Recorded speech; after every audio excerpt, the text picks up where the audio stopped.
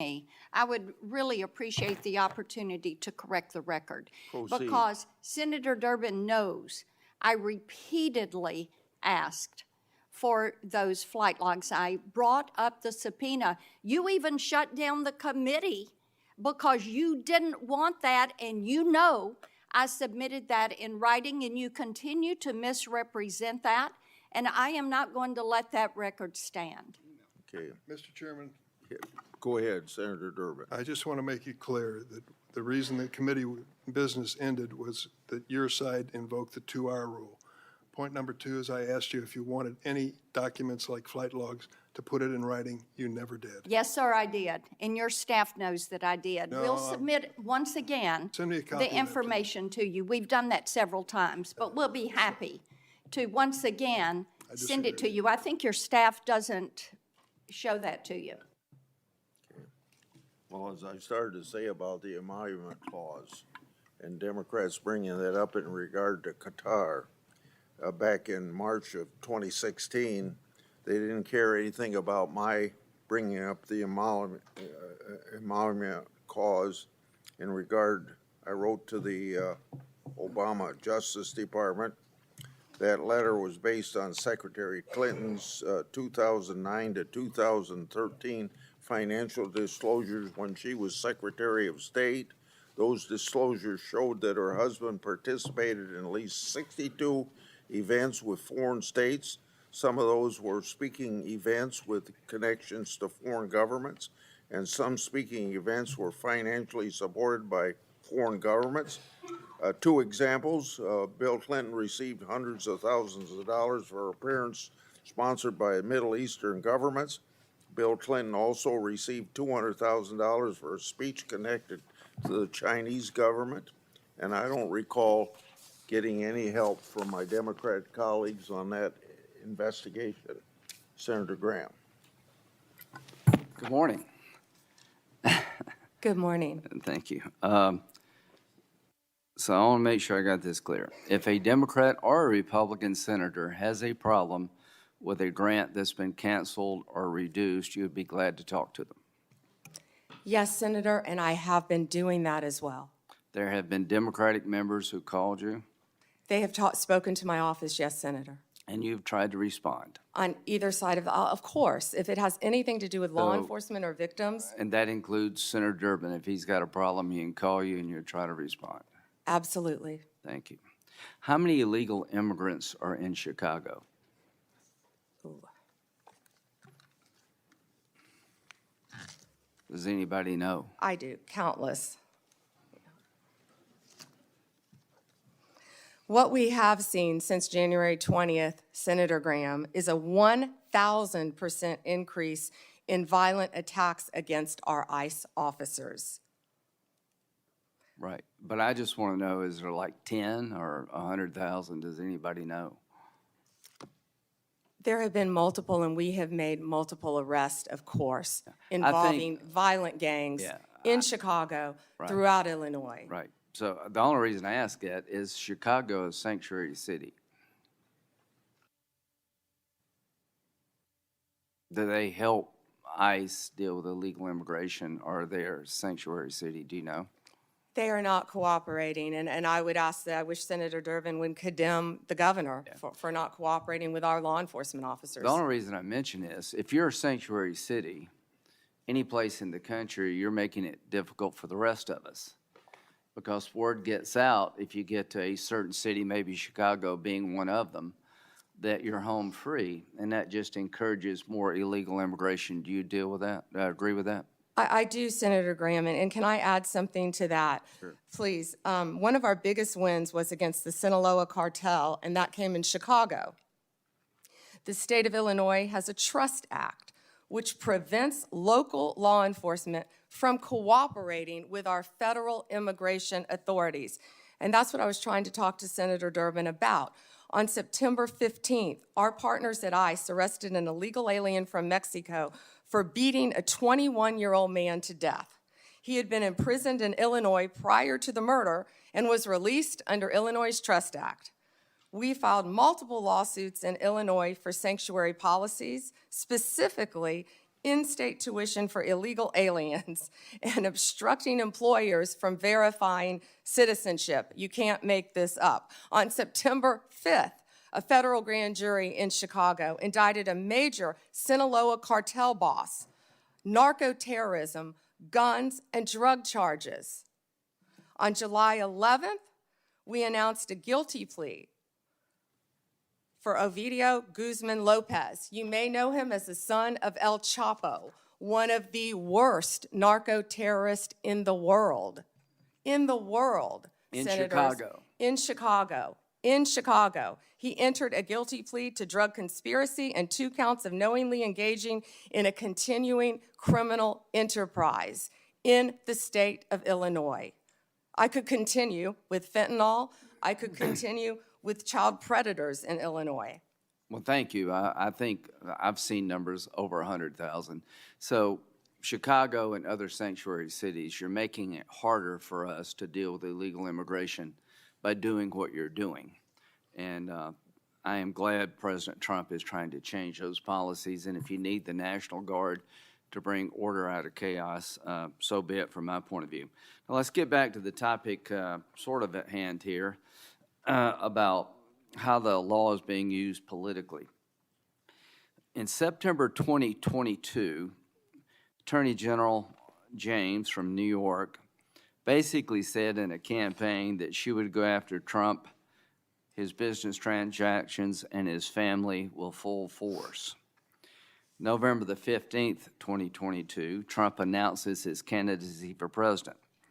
November 2022, 3 days after Trump announced his re-election campaign, Jack Smith was appointed by Garland to be special counsel to look at classified information, document mishandling, and trying to undermine the 2020 election. In March, President Trump was indicted in Manhattan of 2023, just after announcing 34 felony counts. And what they did is they took misdemeanors and turned them into felonies by using a legal theory that no one in the history of Manhattan had ever been charged with. June 2023, a federal grand jury in the District Court for the Southern District of Florida indicted President Trump on 37 charges regarding classified information. Now, all I can say is that taking a hammer to a hard drive in bleach bit apparently doesn't make the cut. Having documents in the garage of President Biden doesn't make the cut. In August of 2023, he was indicted yet again regarding the 2020 election. So all I can say is that in September 27th, Jack Smith's team asked for my phone records and 7 other senators. Now that's just the 2024 election.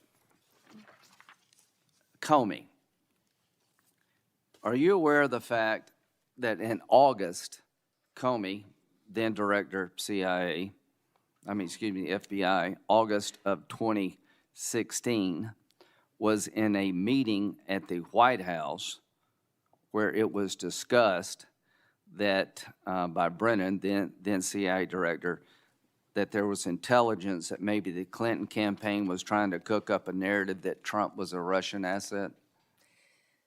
Senator, I believe that has been reported publicly, but I cannot comment on that. Okay, well, I'm just telling you. Now, this is a campaign for president in 2016. In July, they open up Crossfire Hurricane. In August, they have a discussion in front of President Biden that there's intel that maybe this is generated by his political opponent. Nothing happened. In September, are you aware of the fact that the intelligence community sent a memo to the FBI director detailing intelligence that suggests it's Clinton's campaign is behind the idea that Trump is colluding or cooperating with the Russians? Senator, I believe that has been reported. And that was addressed to the FBI director and Mr. Strzok, this memo. Are you aware that he told this committee, I don't recall that, the FBI director? Senator, I can't discuss anything. Well, I can tell you this. What the hell would you recall? You're the sitting FBI director. There's a campaign for president going on. You've opened up an investigation believing that the Republican candidate may be a Russian asset. And now all of a sudden, less than a month later, 2 months later, you have two inquiries, two events to suggest it may be his political opponent. Did anybody in the FBI inform the FISA court or anyone else about this activity that you know of? I can't discuss that matter, as you know, Senator Graham. Should they have? Is there a requirement by law enforcement to tell the court if their warrant is being sought or a defendant that there's exculpatory information out there about you? In general, of course, Senator. So, to the country, the FBI director gets a memo from the intel community. This may be all a political plot by his opponent. They didn't do a damn thing. Are you familiar with the Steele dossier? Yes, Senator. That was a dossier prepared and paid for by the Clinton campaign. Are you aware that it was that document was used to get a warrant on 5 different occasions against Carter Page, an American citizen? Yes, Senator, and that has been Are you reported. aware of the fact in February 2017, after Trump is president, the person who gave Christopher Steele the information, the Russian guy, told the FBI, the information I provided you was all bar talk, hearsay, and not reliable. Are you aware of that? Yes, Senator. Was there ever an effort by the FBI to tell the FISA court about evidence that the man who helped prepare the document retracted his statement? I can't discuss that, Senator. Should there have been? Can't discuss that. You wonder on- why we're looking at Comey? Give me a break.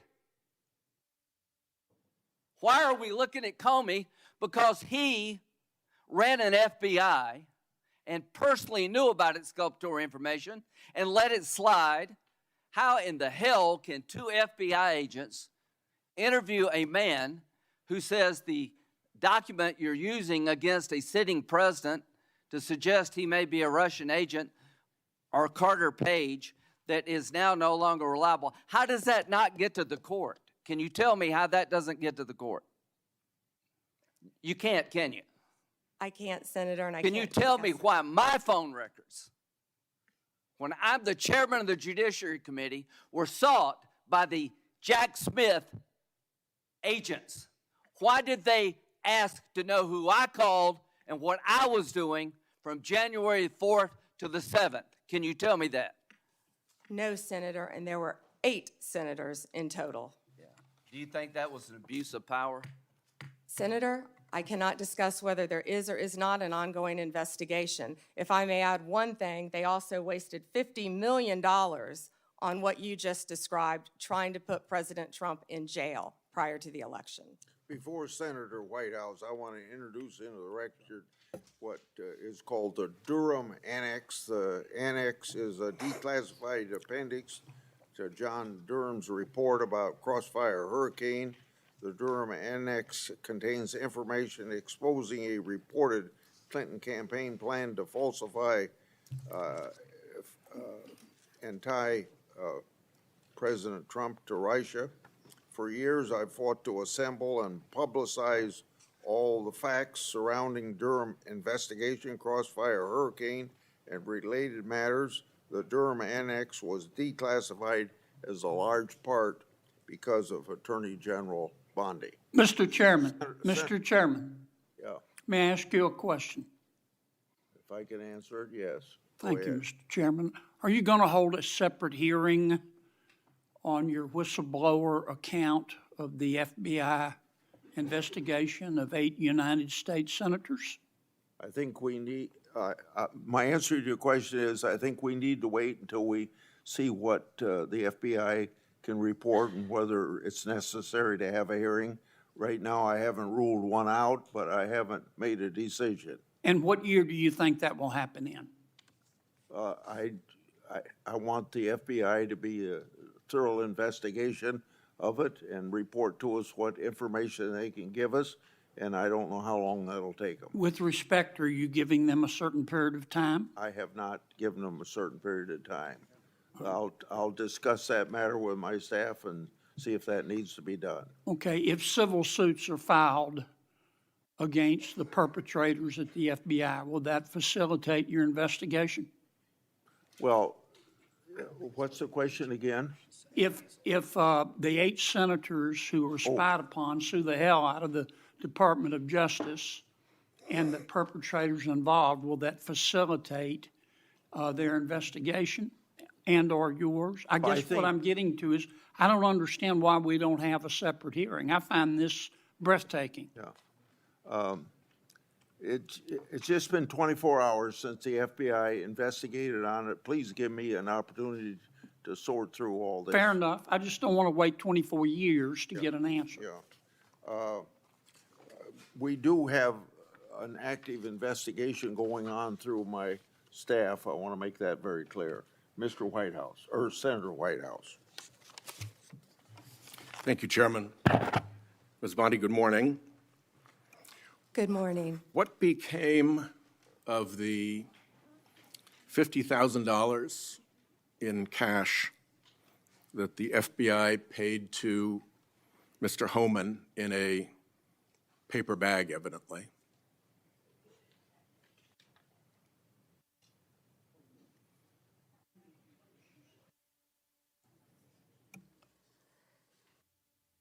Senator, as Deputy Attorney General Todd Blanche recently stated, the investigation of Mr. Homan was subjected to a full review by the FBI, agents, and DOJ prosecutors. They found no credible evidence of any wrongdoing. And that was not my question. My question was, what became of the $50,000 in cash that the FBI delivered, evidently in a paper bag, to Mr. Homan? Senator, I'd look at your facts.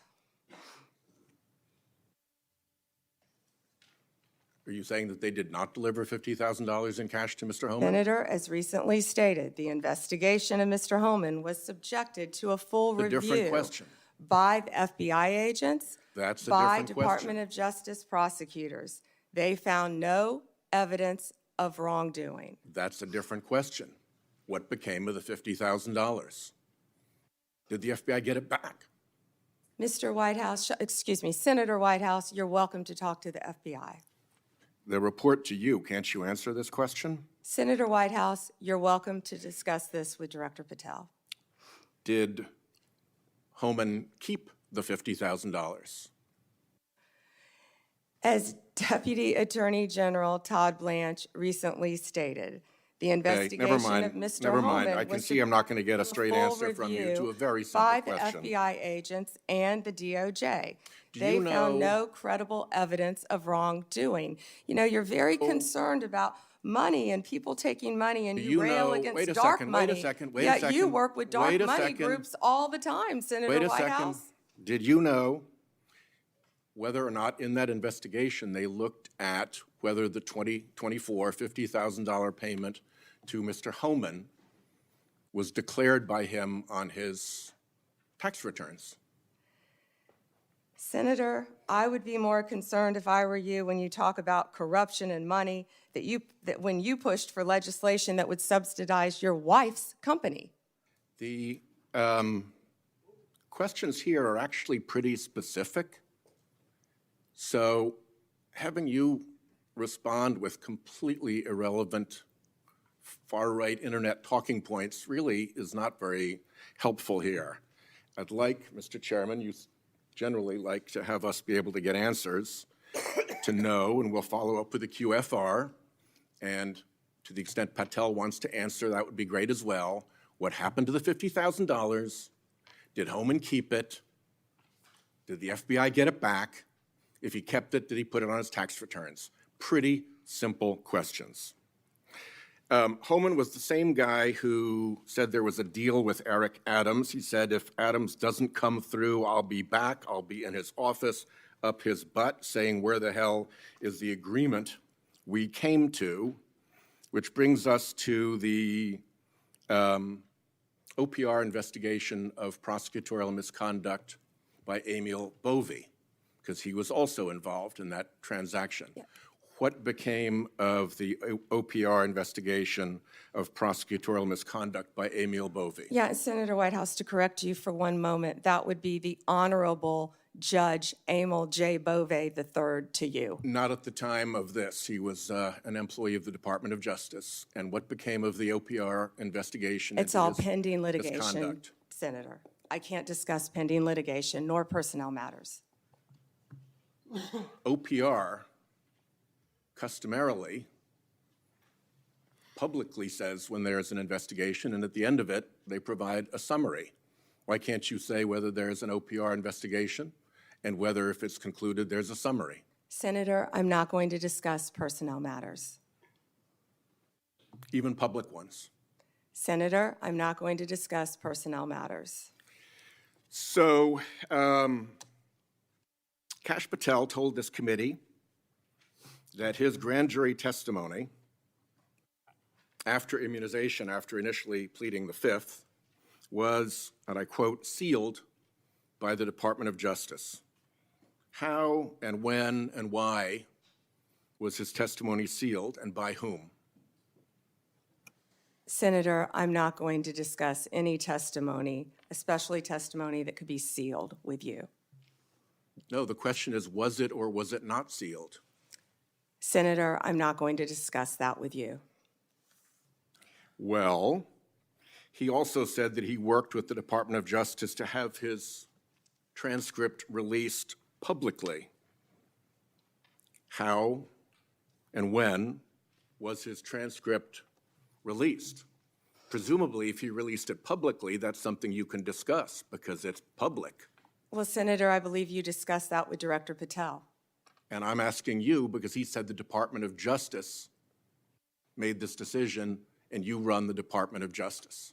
I would refer that to Director Patel. Even though you run the Department of Justice and he testified that the Department of Justice released his transcript publicly. If it is released publicly, we will get you a copy, Senator, gladly. If, being a rather important word there, when your FBI director testified that that was a fact.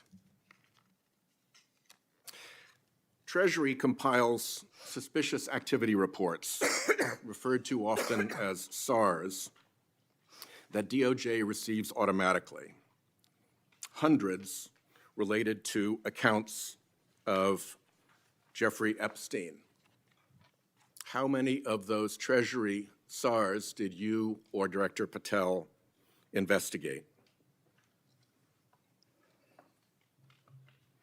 Senator, I'm not sure if you're concerned because you took money, I believe, did you, from Reid Hoffman, one of Epstein's closest confidants, not only once but twice in 2018 and 2024, if that's correct.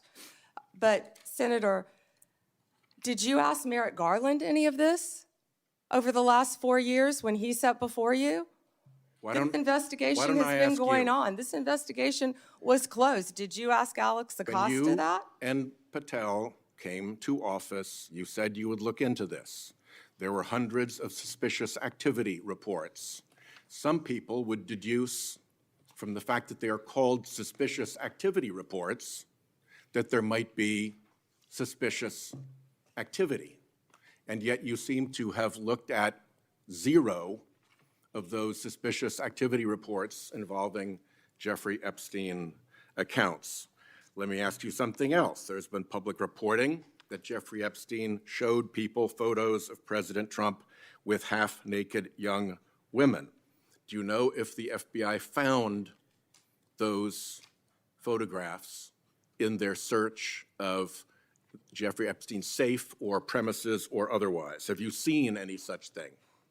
You know, Senator Whitehouse, you sit here and make salacious remarks, once again trying to slander President Trump left and right, when you're the one who was taking money from one of Epstein's closest confidants, I believe, I could be wrong, correct me, Reid Hoffman, who was with Jeffrey Epstein on multiple occasions. And the senator sitting right next to you tried to block the flight logs from being released. Yet you're grilling me on President Trump and some photograph with Epstein? Come on. The question is, did the FBI find those photographs that have been discussed publicly by a witness who claimed Jeffrey Epstein showed them to him? You don't know anything about that? Okay? Here's what well, no, we cut to something else. The Marshal Service is supposed to protect our federal judges. I have asked repeatedly for the Marshal Service to let me know if they are investigating or being inhibited from investigating whether or not there is orchestration of threats against federal judges, whether under either conspiracy laws or racketeering enterprise laws or aiding and abetting laws, whatever. But as you know, there's the person who says the threat, and then there may very well be somebody orchestrating the threat behind them. Is the Marshal Service allowed to investigate orchestration of threats, and do you know if they've taken one step to do so? May I answer the question, Chairman Grassley? The time has expired. I think it's the convention of the committee that if I've started my question in my time, you may answer the question. I was asking the chairman. Okay, before I go to Cornyn. She wants to answer the question, Chairman. Oh, please go ahead. I thought you said you didn't want to answer it. I'm Yes, sir. sorry. Thank you. Senator Whitehouse, I would be happy to sit down with you regarding any threat to any federal judge in this country. We take threats very seriously. I will set a meeting with you, with Director Serralta of the U.S. Marshals, and I will be there. And we will talk about any threats on federal judges. Including who orchestration. threatened them or who orchestrated them. Bingo, thank you. Okay, before Cornyn speaks, I get kind of amused about my Democratic colleagues bringing up Treasury suspicious activity reports regarding Epstein. When Senator Johnson and I issued our Biden family reports in 2020, we used information from these very same type of documents. And you know what? We were criticized by our Democratic colleagues for doing so, and for years they ignored the evidence of the Biden family criminality. I don't think my colleagues can have it both ways. Senator Cornyn. General Bondi, 6 out of 10 Americans say they live from paycheck to paycheck. And I'm sure that includes a lot of federal employees, Border Patrol, FBI agents, people who support them, frontline prosecutors. Do you find it somewhat inconsistent that our Democratic colleagues claim to support law enforcement and the rule of law, but yet they vote to deny those same individuals the pay which they've earned? Yes, Senators, our law enforcement agencies, DEA, ATF, FBI, U.S. Marshals, and all the other federal agencies, Homeland Security, Treasury, all the agencies, all of my federal prosecutors, all of our employees are working tirelessly, national security, around the clock to keep this country safe and to keep this world safe. Yet, the Democrats voted to shut the government down, and they are out there working without a paycheck, with families at home, risking their lives every single day. Thank you for pointing that out, and thank you for caring, Senator Cornyn. So let's get back to some basics. The Constitution of the United States is the supreme law of the land, is it not? Yes, sir. Applies to all Americans, the entire country. Federal law, likewise, applies to the entire nation, does it not? Yes, Senator. And so when federal law enforcement agents go to cities like Chicago to enforce federal law, they are acting within their authority, are they not?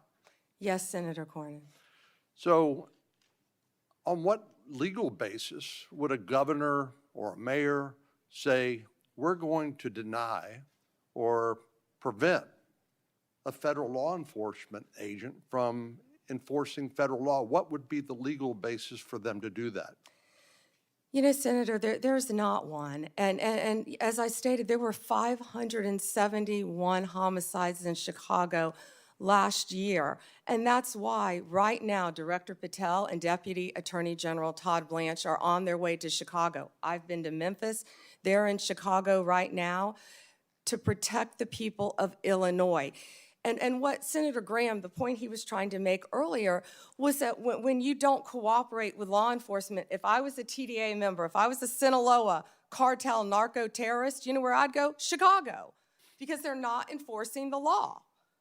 And they're running their operations, as I stated earlier, two of the biggest terrorists, narco-terrorists, we arrested right in Chicago because it was a safe haven for them. And they're operating these networks around our entire country. So we are going to keep our entire country safe. We're going to protect all Americans.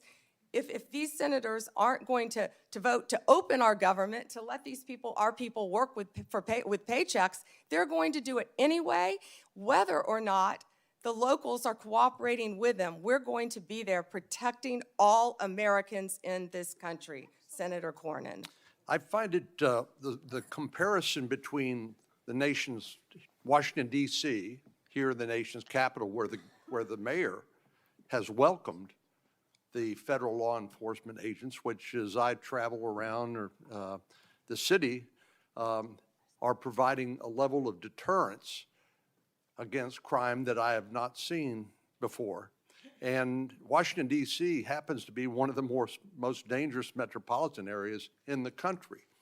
So seeing what the response has been by local officials here in Washington, D.C., seeing how the public here who visits here as tourists from Texas and elsewhere, how they're welcoming this federal law enforcement presence, it strikes me as a stark contrast between what we've seen in places like Chicago.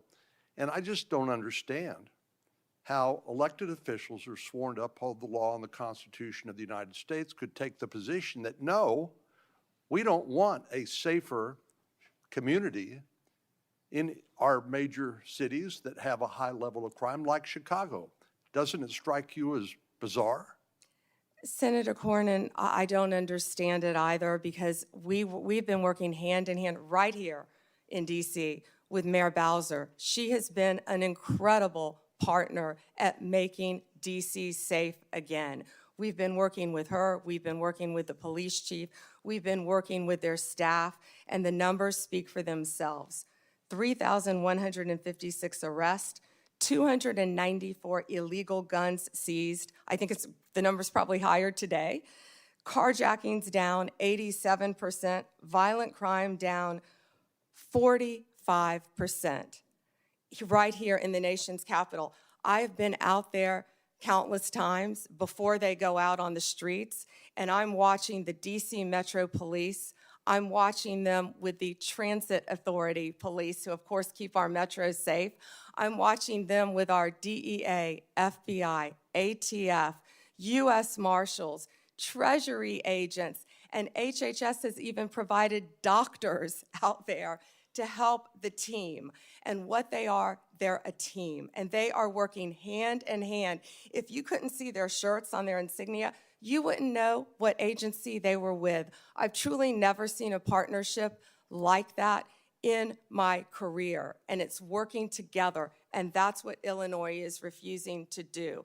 And I wish these senators, I wish Senator Durbin would condemn the governor of Illinois and have him work with us like we're doing now in Memphis. We have the governor of Memphis. We have our two great U.S. senators in Memphis. We have the mayor of Memphis, the same, the chief, working hand in hand there. Last week, maybe the week before last, I lose track of the days, we had the head of the Metropolitan Police Union for the District of Columbia here, and I asked him about violent crime in our communities. And I asked him whether there was a straight line from the open border policies of the Biden administration, which helped facilitate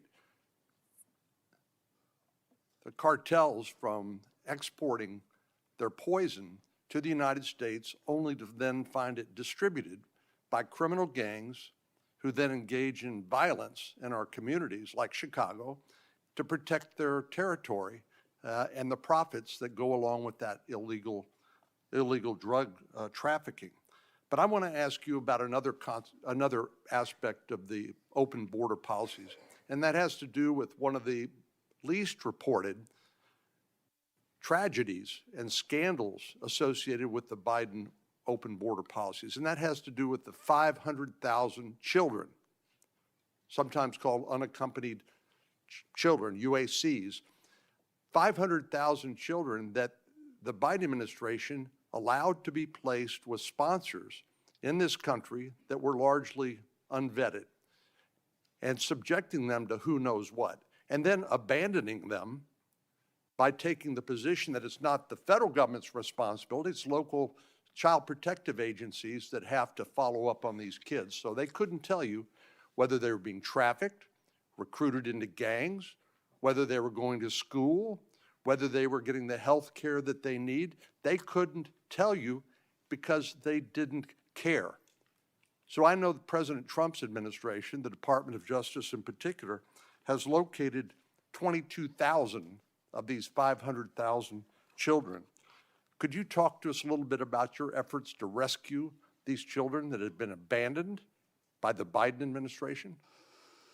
Yes, and Senator, thank you for asking that question. President Trump cares deeply about our children of this country and children from around the world. This is horrific what has been happening in our country. Law enforcement has arrested approximately 458 sponsors. Now, what these sponsors are, they lie to ORR, many of them, to have an unaccompanied alien child. Some of them later exploit and abuse these children. They're not parents, they're not guardians. They're coming into this country, they were coming into this country without any ramification across the Mexican border until Donald Trump became president again, and that's when it stopped. We are doing everything in our power to find and arrest these people who are exploiting these children and find these children throughout our country. One of those cases, we charged a Guatemalan national unlawfully residing in Cleveland with lying to government because he became the sponsor of a young girl, and of course we found he was later sexually abusing her.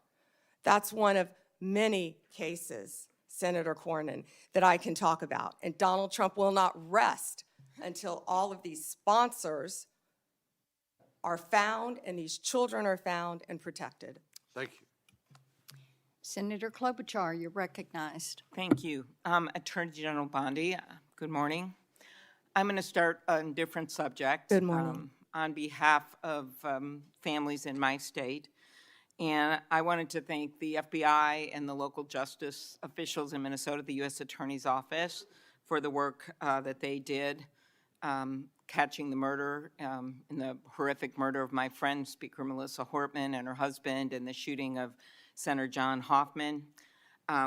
Just last month, my state was again shaken to its core when a mass shooter attacked Annunciation Catholic Church in Minnesota, shooting through the stained glass windows, injuring 21 people, including 18 kids, killing little Fletcher, little Harper, an 8 and a 10-year-old, murdering them when they're in mass praying, 12-year-olds protecting 8-year-olds. I know we've spoken about these tragedies, and we both agree that this kind of violence, whether in Minnesota or at a Mormon church in Michigan or the assassination of Charlie Kirk, has no place in our politics or in our democracy. In 2018, after the Parkland shooting, you were Attorney General, and there was a bill called the Marjorie Stoneman Douglas High School Public Safety Act.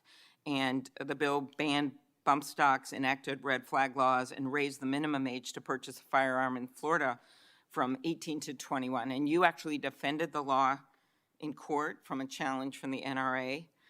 And we know that I'm in favor of an assault weapon ban, period. I look at these bills, and I think, does this hurt my Uncle Dick in the deer stand? We have a proud tradition of hunting in Minnesota. I don't think they do.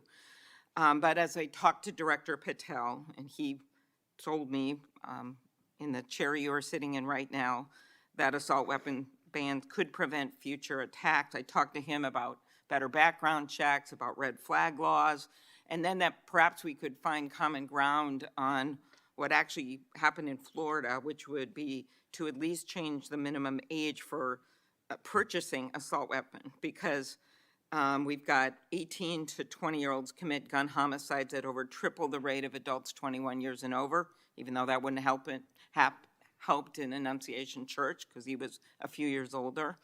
She was a few years older. But as you know, the shooter at Parkland was 19 years old, and the shooters in Buffalo and Uvalde were both 18 years old. So given your efforts in Florida, do you agree that at least raising the age for purchasing assault weapons could reduce the number of these shootings?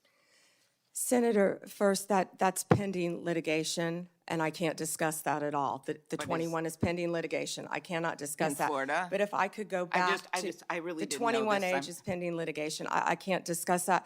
But Senator, back to what you said about what happened in Minnesota, there is no place for that. And I believe I spoke to you after that horrific,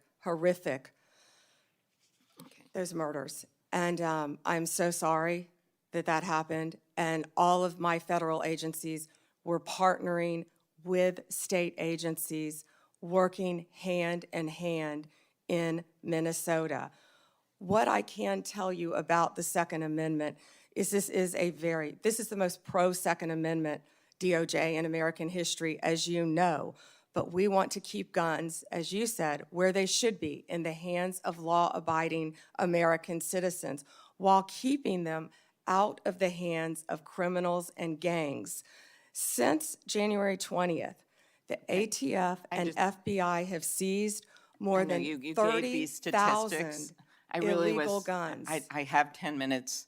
30,000, You have Senator given these Klobuchar. statistics, and I truly appreciate those statistics. But what I was just trying to get at was something where maybe we could find common ground on a bill that you actually defended in court in a state, which Director Patel seemed open to, and that was looking at could we at least raise the age to 21 of the purchase of an assault weapon federally while states look at banning these weapons overall, given these little babies that this gun is used to kill. So we can talk about it later, but that was my question, and you don't want to answer it. No, it's pending litigation, Senator. Okay, but your views on this is not pending litigation. So I want to get to the independence of the Justice Department. At your nomination hearing, I specifically asked you to provide assurance to every member of this committee that the Justice Department will only follow the facts and the law, and the White House will play no role in the cases investigated or brought. You stated in response, this was you, politics will not play a part in my decisions. And you also said the Justice Department must be independent and must act independently. Do you believe that you have upheld that commitment? I absolutely have upheld that commitment, Senator. I pledged that I would end the weaponization also of the Justice Department, and that America would once again have a one-tier system of justice for all. And that is what we are doing in this country. We saw this with the president directing an investigation prosecution of Chris Krebs, the former head of cybersecurity, Lisa Cook, who is a current governor of the Federal Reserve, Director Comey. And the president, and I know you have said that you will not discuss discussions you've had with the president about Comey. Is that correct? That you won't testify here about that? Because I was going to ask you if you received advice, instruction, or request from anyone at the White House to direct the department to engage in any investigations, prosecutorial actions, including decisions not to investigate or prosecute anyone. I'm not going to discuss any conversations. But then how about the Truth Social post on September 20th, 2025, in which the president said, we can't delay any longer, Pam, using your name, not bringing criminal charges, are killing our reputation, his words, and credibility. And then goes on to tell you to prosecute a member of this committee, to prosecute the Attorney General of New York, and to prosecute James Comey. Do you consider that a directive to the Justice Department? Senator Klobuchar, President Trump is the most transparent president in American history, and I don't think he said anything that he hasn't said for years. Okay, it has been reported that you initially pushed back against requests by senior Trump administration officials to push out or fire the acting U.S. Attorney in Virginia, Eric Siebert, who's a conservative Republican, who made the decision that that the evidence was not there to prosecute Comey. What made you change your opinion? I am not going to discuss personnel decisions. Okay. Is it true that the career prosecutors in the Eastern District of Virginia found that there was insufficient evidence to bring criminal charges against former Director Comey? I am not going to discuss pending cases because Comey was indicted in the Eastern District of Virginia by, I may point out, one of the most liberal grand juries in the country. Okay, let's go on to other firings or terminations. Last week, the Justice Department fired at least 2 senior attorneys in the Eastern District of Virginia, including the office's national security chief, Michael Benary. It is reported that his firing came following criticism from a right-wing social media commentator who wrote, "One can only assume he was part of the internal resistance in the Comey indictment." In fact, he did not work on the Comey case. Instead, he was working on pursuing justice for service members killed in Afghanistan. How does firing a 20-year national security prosecutor enhance public safety? Senator Klobuchar, I'm not going to discuss personnel decisions, but the personnel issue that I'm having right now is that all of my agents, all of my lawyers are working. My agents are on the street working without a paycheck because your party voted to shut down the federal government. Unfortunately, the House isn't even back here. They're 18 days off the job to even meet with us to come up with a resolution that we would like to discuss with them about saving people's health care. Let's move on to the Antitrust Division. Did you authorize your Chief of Staff to overrule top officials in the Antitrust Division to settle the challenge to the Hewlett-Packard Enterprises Juniper Networks merger? Senator Gail Slater runs my antitrust unit, and she is doing an excellent job on many, many cases. As you know, that is a pending case. Okay. In any merger, just to clarify, in any merger, Senator, there is a deal struck with our office and with the corporations involved, but then that also goes to a court to certify in any merger. In any merger, it's a multi-step process. Okay, I and will that ask some process is further still pending, questions Senator about Klobuchar. antitrust. I just had one other thing. DOJ can now take the extraordinary step of Time's subpoenaing expired. journalists. Has the Justice Department issued any subpoenas to journalists under the updated guidance? Time has expired. Okay, I'll ask those on the record. You may respond, Ms. Bondi. You can respond, she said. Oh.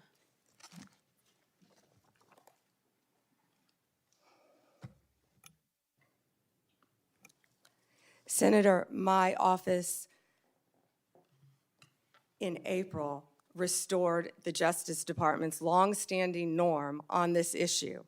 It was AG Garland who had deviated on the media investigations policy, allowing self-identified journalists using this self-serving status as a shield against being held accountable for endangering our nation's security. We have taken that policy back to the norm, and I can't comment on whether we have or have not, or do not have pending investigations. Time has Senator Klobuchar. expired. Senator Lee, you're recognized. Attorney General Bondi, thank you for being here today, and thanks for your service as Attorney General of the United States. I want to start by thanking you for acknowledging a moment ago the importance of protecting the rights of the law-abiding. In a country where there are hundreds of millions of guns, one of the most alarming, not to mention unconstitutional things the government could do is to disarm the law-abiding. It would be unfair, it would be fatal to many, it would be contrary to our constitutional system. And I appreciate you standing up for that. I'm also grateful for you standing up for Gail Slater, the Assistant Attorney General over the Antitrust Division. I have full confidence in her, and I can tell you do as well. More broadly, Attorney General Bondi, through your leadership, you've returned the Department of Justice to its core mission. And its core mission, of course, involves protecting the American people, upholding the law, upholding the Constitution, and making sure that justice in our system is applied even-handedly, fairly, consistently, as the law requires, without fear, favor, or political bias making those decisions.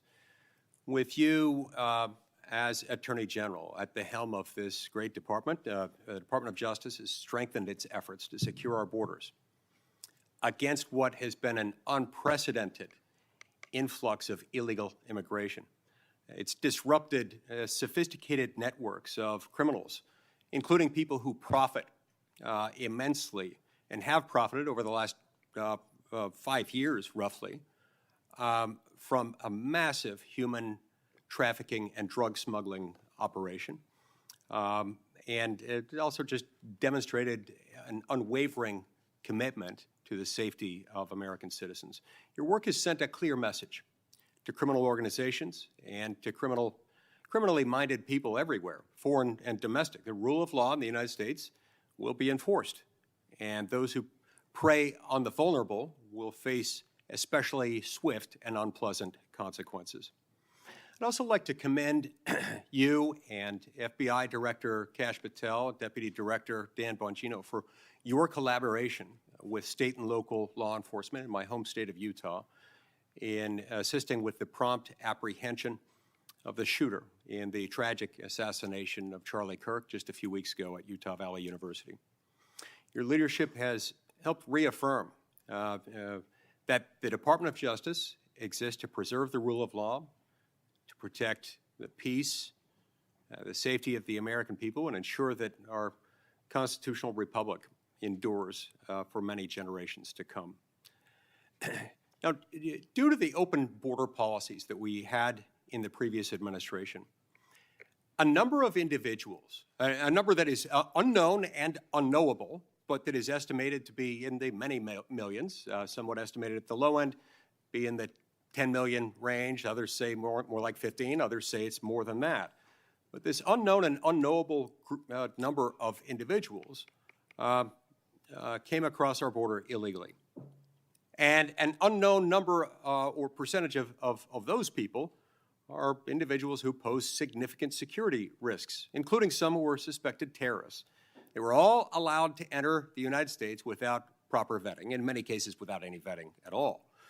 What progress have you made so far, Attorney General Bondi, in solving some of those issues related to the illegal immigration of an estimated 10, 15 million, maybe more, over the last 4 years?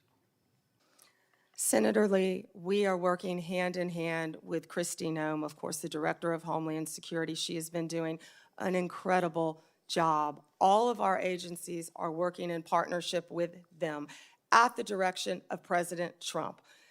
He ran on the promise of making America safe and closing our borders, and that's what he did on day one. He has also declared many of these transnational gangs as terrorist organizations, which is exactly what they are. They have been coming into our country from Mexico, from Venezuela, from other countries. They have been setting up shop right in our country. They are narco-terrorists, and it is going to stop, and it is stopping under his watch. Our task forces are working hand in hand with Homeland Security.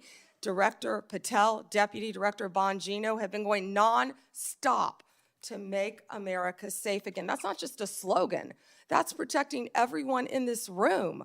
That's what we're doing as a country. We don't care if you live in Chicago. We don't care if you live in Florida. We don't care if you live in Utah. President Trump wants everyone to be safe, including right here in Washington, D.C., and that's what he's been doing.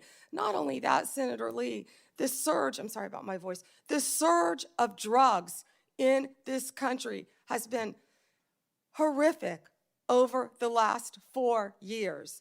DEA they have seized 4,500 kilos of fentanyl powder, and 50 million fentanyl pills, which I said earlier represents 370 million deadly doses of fentanyl.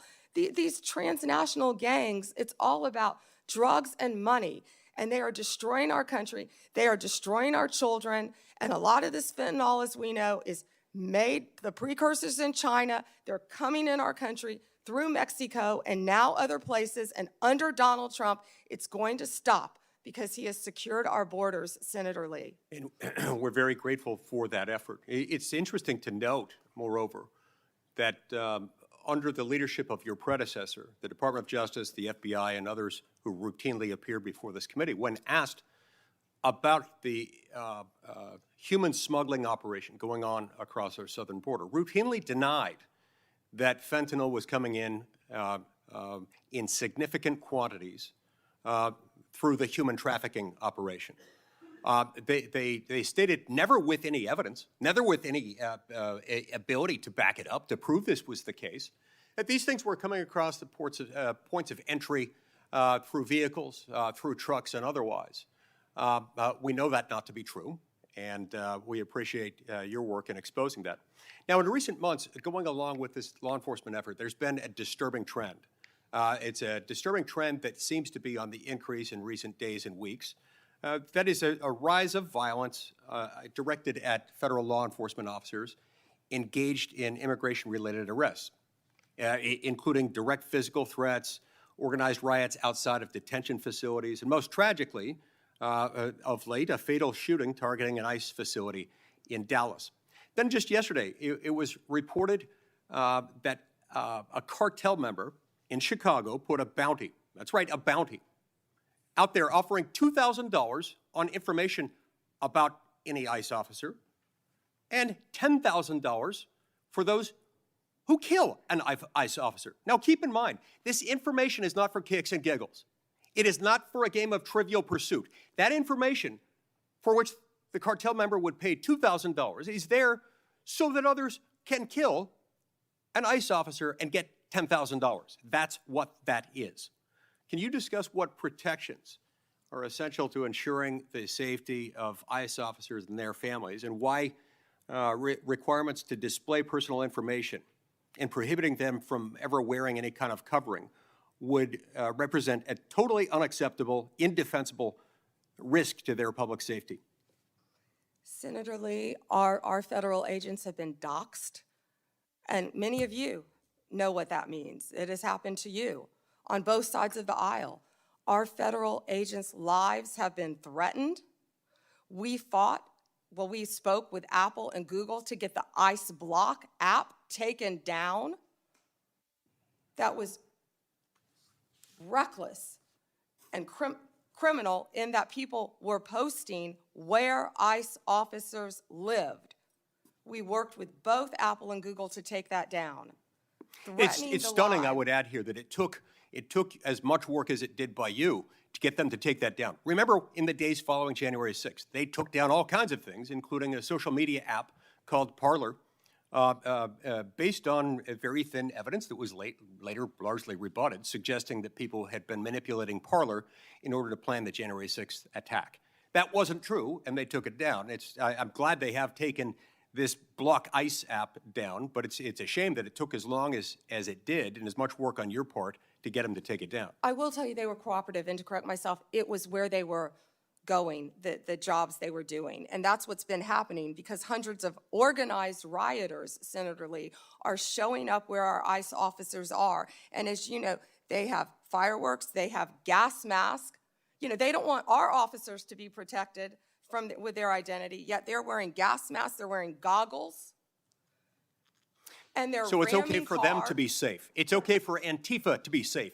It's okay for those doing the bidding of international violent drug cartels to be safe. But heaven forbid, our ICE officers should be safe. Thank you, Senator Lee. Time has expired. Senator Coons, you're recognized. Thank you, Senator Blackburn, and thank you to the committee for holding this oversight hearing. And Attorney General Bondi, thank you for your service and for being with us. I want to start with an area where I think we have a lot to agree on. In May, your Bureau of Prisons issued a directive to expand the availability of home confinement. The directive said it was rooted in the principle of smart, fair criminal justice reform, and explained that smart reform and public safety can go hand in hand, and that second chances are not just possible, they're necessary for a justice system worthy of the American people. There's more to do to implement this directive, but I appreciated the BOP's recognition of these principles. Could you briefly speak further about the work BOP Director Marshall and Deputy Director Smith, himself a former inmate, are doing with regard to reform, and what opportunities you see for us to do more? Thank you, Senator Coons. And you have been a champion of that, and we believe in second chances. As a career prosecutor, I know that most people, even violent criminals, are going to be locked up and then they're going to be released. And that's why we need everyone to be a productive member of society. I believe in halfway houses, and that's part of what the First Step Act did. It gives people a second chance at life, and that's what Billy Marshall and Josh Smith have been doing, working hand in hand at the Bureau of Prisons. I talk to them constantly, and they are working so hard. In fact, they inherited a dysfunctional and neglected agency, and they are taking, despite more than $450 million being appropriated between 2019 and 2024, we found that funds had been diverted away from the Department of the Prisons, the Bureau of Prisons. And so they are doing everything to create more halfway houses and to give inmates everything they need to be successful upon release, but also by keeping America safe. And I just learned from Billy Marshall, we just made an incredible case that someone, I believe the case was in Texas, one of our federal prisons, no one was monitoring this. And there was someone who was caught with a drone dropping off recently cell phones, Yep. paraphernalia, Let me follow up on that point, if I might, Attorney many General. things that could cause violence within our prisons and allow criminal cartel networks to function within our federal prisons. And that's what a lot of this money is going for, to make our prisons safe within and so these criminals cannot function while they are in prison. But one good thing I can also add is we have given inmates, I think we've over doubled the amount of minutes they can have on their phones so they can talk to their family members, because we believe that is important.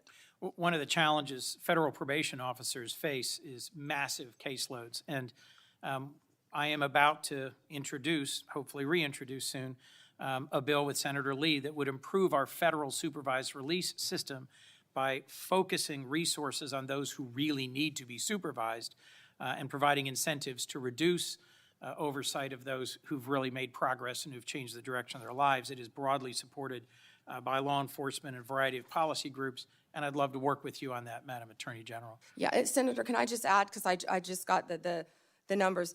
So what we have is $8.7 billion for the Bureau of Prisons, and what that does is it adds 587 correctional officers to help with the things that we just discussed.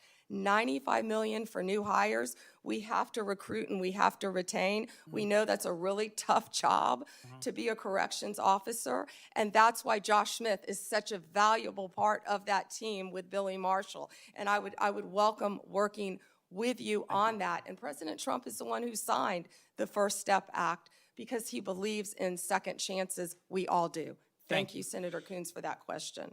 One of the things I have been concerned, even upset about, is how early in this administration, at the behest of DOJ, the department cut hundreds of grants totaling hundreds of millions of dollars, many of which serve critical public safety needs, supporting victims, assisting with reentry, violence prevention, including in my own home state.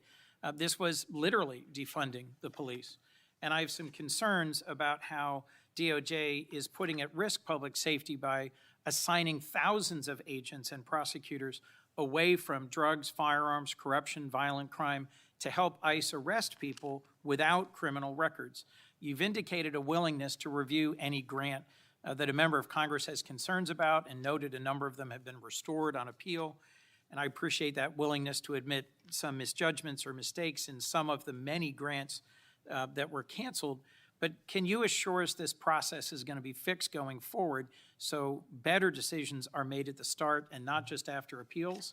And can you assure us that we are not leaving doors wide open for crime and criminality in our communities and over-focusing on arrest and deportation of those without criminal records?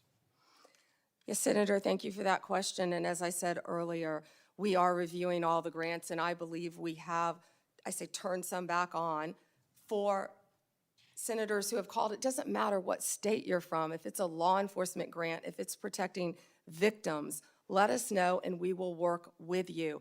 And I'm not sure if we have done any in your state yet, but I would be happy to work with you on that. What I can tell you is there have been, out of the 5,800 discretionary grants that were reviewed, only 376 around the country, 7% were terminated.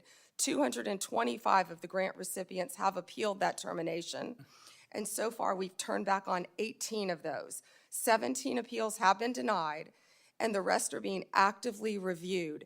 If any of you know of any of those that you believe should be turned back on, call me. We don't want to jeopardize anything that's hurting. Please do. And Senator, to go to what you said about the FBI and my federal agencies and being pulled to work on immigration cases, they're working hand in hand because we believe that, we have ICE officers out there, as we just discussed, I don't want to repeat that, who are being harmed. We're going to work with them, and I've directed all of my law enforcement agencies to work with ICE to make sure they're safe in Chicago, to make sure they're safe in Memphis, to make sure they're safe right here in Washington, D.C., but also at President Trump's direction. We are not stopping the core function of what we're doing, and that is fighting violent crime, and I think Director Patel made that very clear with all of the arrests that our FBI have been making on violent criminals. And there's so much that we can't talk about here, but if any of you are on the Intel Committee, we are fighting terrorists around this country every single day. Our lawyers are shut down right now. They're not getting paid, but crime is not stopping. They are working around the clock to not only keep our country safe, Senator, but to keep our world safe. And Madam Attorney General, I think all of us hate that there's a shutdown and its impact on the federal workforce, and are working to find a way out of this shutdown, but one that will also restore cuts to health care. We could spend a lot of time on that, but let's focus on, if I could, two more questions related to your service as the Attorney General. The government's asserting the authority to summarily kill people. It says our cartel members through military strikes against boats on the open ocean in the Caribbean. Congress has never authorized such a use of military force, and it's unclear to me how the administration has concluded that these strikes are legal. I'm concerned with what the limiting principle is, whether the government could summarily kill people. It just declares our cartel members as well as unlawful combatants inside the United States, or if they were American citizens. This isn't about defending cartels, and these aren't hypothetical questions. President Trump assembled military leaders and said they would be needed to fight the enemy from within and to train in cities in the United States that he describes as chaotic and violent. Due process is the cornerstone of our Constitution. I'm deeply concerned about the authority our president seems to be asserting to summarily kill people suspected of criminal activity outside the law. As the chief lawyer for our federal government, you have a unique responsibility to ensure maintenance of our constitutional standards. How did you conclude that these strikes on ships or boats in the open ocean are legal? Senator Coons, I'm not going to discuss any legal advice that my department may or may not have given or issued at the direction of the president on this matter. Regarding Venezuela, what I can tell you is Maduro is a narco-terrorist, and I announced $50 million reward for his capture to bring him to this country to face charges. He is currently under indictment in our country. Drugs coming from Venezuela are killing our children at record levels. And members of this committee are as passionate as you at protecting our families and our communities from fentanyl, but we also need to protect our sailors on the high seas who are conducting freedom of navigation operations in the South China Sea from just an abject violation of international norms and standards about how we interdict ships on the high seas. We can push back on fentanyl and drug trafficking. Many of my colleagues have done so as former U.S. attorneys or prosecutors or attorneys general, but we have to do it in a way that is in keeping with the core values of our Constitution. My colleagues have pressed you on a number of recent actions, particularly in the Eastern District of Virginia.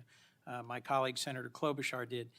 And I just wanted to add my voice to those who have expressed real alarm at how in your confirmation hearing you said you would be leading a department that would look forward, yet public statements by President Trump urging you to go after and to indict and to prosecute specific named people seem to have led to dramatic and sudden action by the department. I am gravely concerned about what is no longer a hypothetical question, which you refused to answer in your confirmation hearing, but is a real question about when or if the president demands you prosecute individuals because he views them as opponents or enemies, what you will do and what your limiting standard is, because the recent episode around the indictment of James Comey left me very concerned about the direction of the department. We're a minute and a half over, Senator Chairman. May I answer? Yes. Senator Coons, as you have stated in the past, no one is above the law. And James Comey is a pending case right now. It's a pending indictment. He was indicted by one of the most liberal grand juries in the country, by our U.S. Attorney Lindsay Halligan, right here in Virginia. And it's a pending case, so I'm not going to discuss the facts of a pending case. But you can understand the alarm about the circumstances of the indictment immediately following President Trump demanding that you take action to indict and prosecute that specific individual. Thank you, Mr. Chairman. Before Hawley, I'd, without objection, introduce two documents into the record.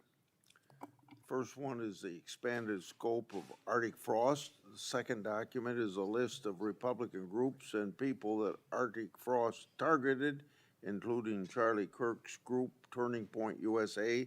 These documents show the political weaponization of the Biden administration against Republicans. Senator Hawley. Thank you very much, Mr. Chairman. Attorney General Bondi, good to see you. Welcome. I've been listening closely in this hearing, and I've heard over and over from my Democrat colleagues concerns about targeting political enemies, and they've accused you of all manner of things and the current president. I've also heard them said, and I just wrote it down because I wanted to be sure I heard it correctly. I've heard them say that Joe Biden never targeted his political enemies. Joe Biden never directed his attorney general to target his political opponents. That's interesting, because I could have sworn that yesterday we learned that the FBI tapped my phone. Let's look at it. We've got a list. Tapped my phone, tapped Lindsey Graham's phone, tapped Marsha Blackburn's phone, tapped 5 other phones of United States senators. Gee, it sure looks like targeting political opponents to me, and yet I haven't heard a word from that side of the dais about any concern whatsoever. We've got nothing but concerns today, but no concern at all for a Justice Department that is tapping the phones of sitting United States senators because who knows why. They don't like them. They're members of the opposition party. They're Republicans. They're conservatives.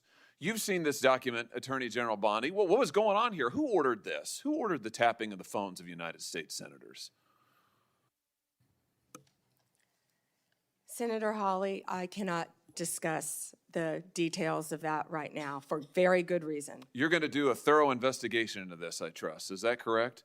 We will be looking at all aspects of this, and I have talked to Director Patel at length about And this. you're going to figure out who was involved in this, who signed off on it, who knew about it. You're going to get to the bottom of all of it. Is it correct? Yes, and I've spoken to Director Patel about it, and he is committed to doing this. Well, I can tell you, we already know many of the details. We already know that this was ordered by the special prosecutor, Jack Smith, who reported directly to the Attorney General of the United States, Merrick Garland. And we know that Jack Smith was on his witch hunt because he was directed to do so by the President of the United States, Joe Biden. Let's just remember. Let's take a walk down memory lane. April 2nd, 2022, the New York Times. Garland faces growing pressure. The Times says as recently as late last year, that would have been 2021, Mr. Biden confided to his inner circle he believed former President Trump was a threat to democracy and should be prosecuted. It goes on to say that the Biden rather was frustrated with Garland and wanted him to take decisive action against Trump. Here's what we're talking about. Trump, of course, was a private citizen at the time. So he appoints his own hitman, Jack Smith, who goes after the president, former president, who goes after members of this body. You know, the thing about it, though, that really strikes me is that it didn't stop with members of the United States Senate. Did it, Attorney General Bondi? It didn't stop here at all. I mean, just as egregious, maybe more so than tapping the phones of U.S. senators, is this memo that I know you've seen before. Let's just look at it again. This is an FBI memo from the same time period, I might add, from the same time period, in which the Federal Bureau of Investigation attempts to recruit informants into Catholic parishes in this country. So here you have an administration that is activating the FBI against its political opponents and tapping the phones of United States senators. Can I just say that again for my colleagues, for the benefit of my colleagues on the other side of the dais? Tapping the phones of United States senators. This isn't hypothetical. This isn't maybe what will you do in the future. This isn't, oh, gee, can you imagine a situation? This happened. This happened. And this happened, the targeting of Catholics in this country because Joe Biden and his FBI didn't like Catholics who went to a certain kind of mass. I mean, good God in heaven, what is happening to this country? What happened under Joe Biden? Or then how about this, the infamous school board memo, where Merrick Garland, at the direction of the White House, issued a memo activating the FBI's counterterrorism division against parents who attended school board meetings and had the temerity to ask what their kids were being taught. And some of those parents were treated like this. Let's just remember. Let's remember how parents were treated. Treated like this man. That's right. A parent at a school board meeting, I think in Virginia, who was drug out of the school board meeting. He's bloodied there, you can see it.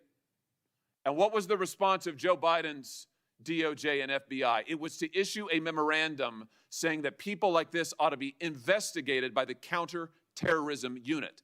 And unbelievably, they were. They were.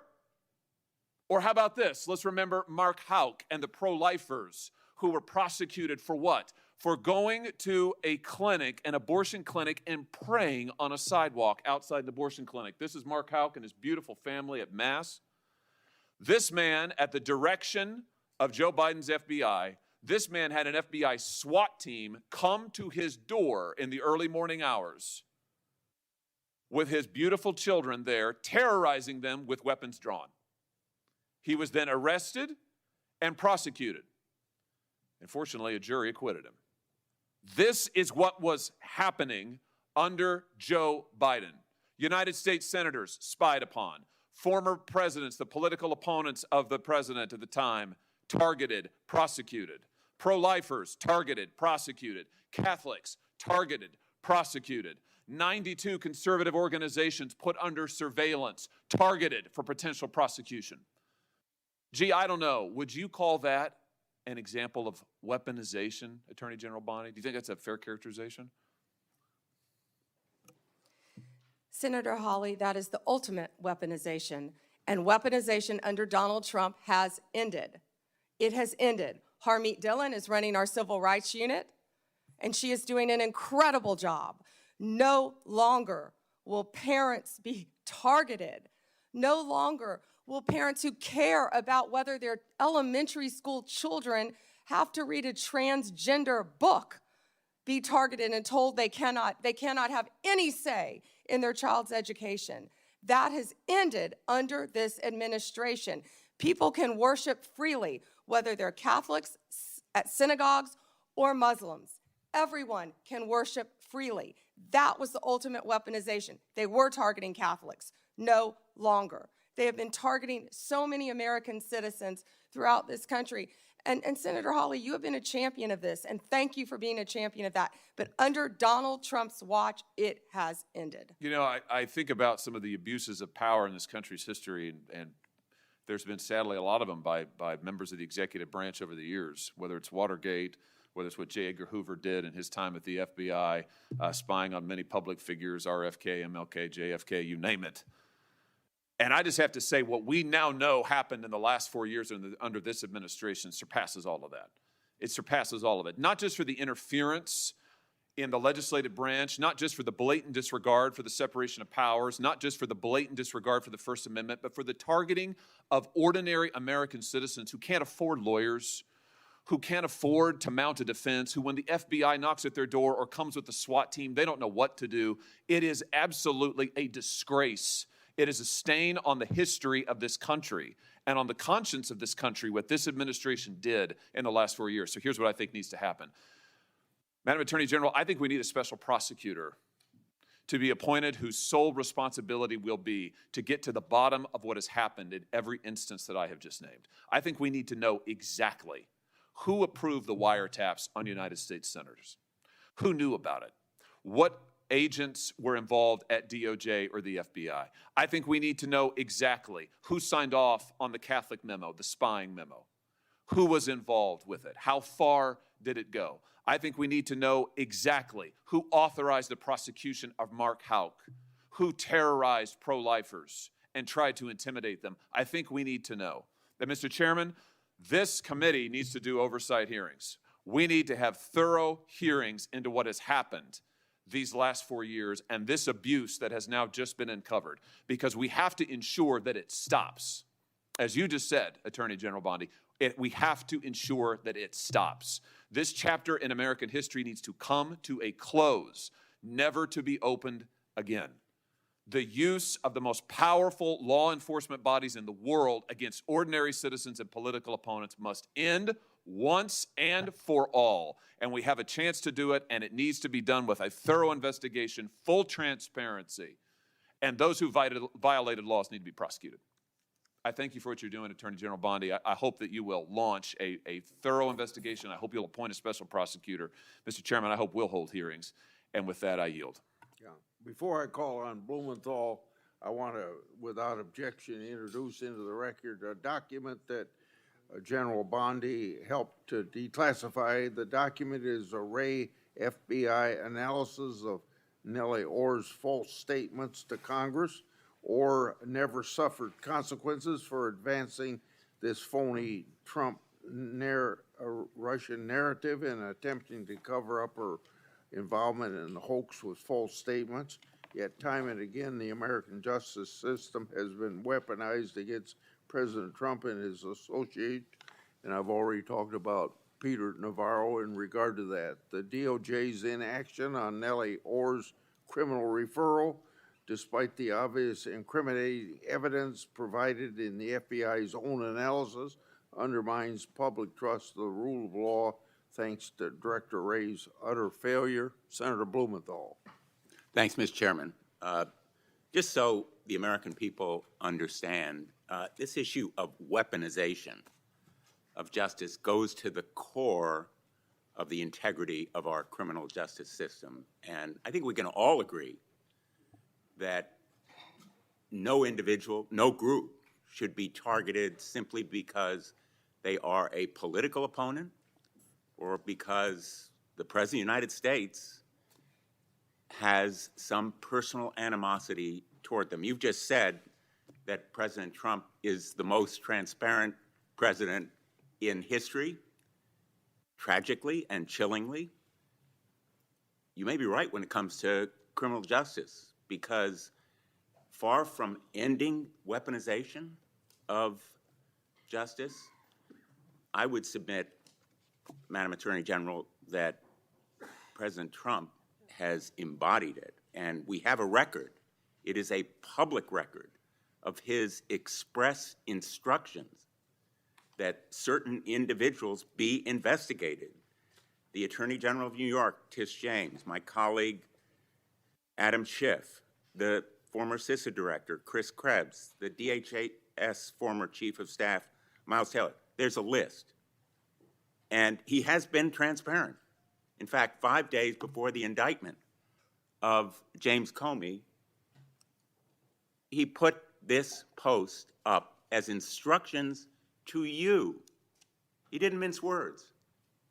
He was very open and public that you should indict James Comey and others because they are guilty as hell. No more delay.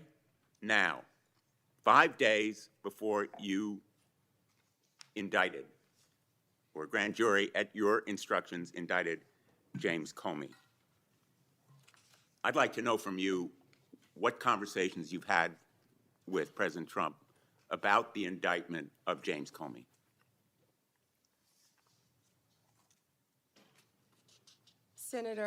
Senator, I am not going to discuss any conversations I have or have not had with the President of the United did you States. see that You're an post? attorney, you have a law degree, and you know that I'm not going to do that. I also find it fascinating, because I'll keep fighting to ensure that law enforcement and the judicial process move forward without political interference.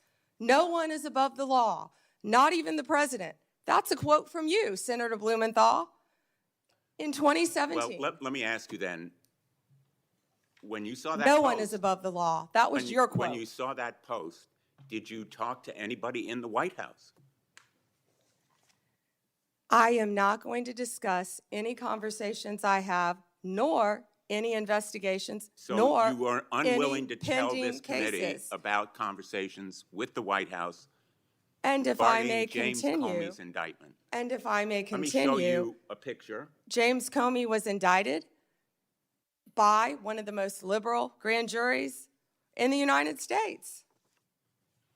The night before James Comey's indictment, you had dinner with the President of the United States. Pretty intimate group. Was Actually, there James were a lot of Comey people there that discussed- night. That's a great Was picture. James Comey discussed at that dinner? I love that picture. That's a great picture. And there were a lot of people there that night. I think the Well- entire cabinet was there. Did you discuss James Comey with the President of the United States? He was sitting just to your left. Well, 2 seats down, yes, 2 seats down. And I am not going to discuss any I'm gonna take conversations that I have as a had or not yes, have with the because President the of the American United public States. is entitled to know, Madam Attorney General. The entire cabinet was at that dinner, Whether too, you Senator. took instructions from President Trump after he told you very directly to indict James Comey, which is weaponization of the Department of Justice. Oh, You know, whoa. I want to agree with my colleague, Senator Hawley, that weaponization of our justice system must end. That's the reason that I propose legislation, and I challenge him and my colleagues on the other side of the aisle to join me in legislation that would create a statutory right of action for people who are selectively or maliciously prosecuted for political reasons.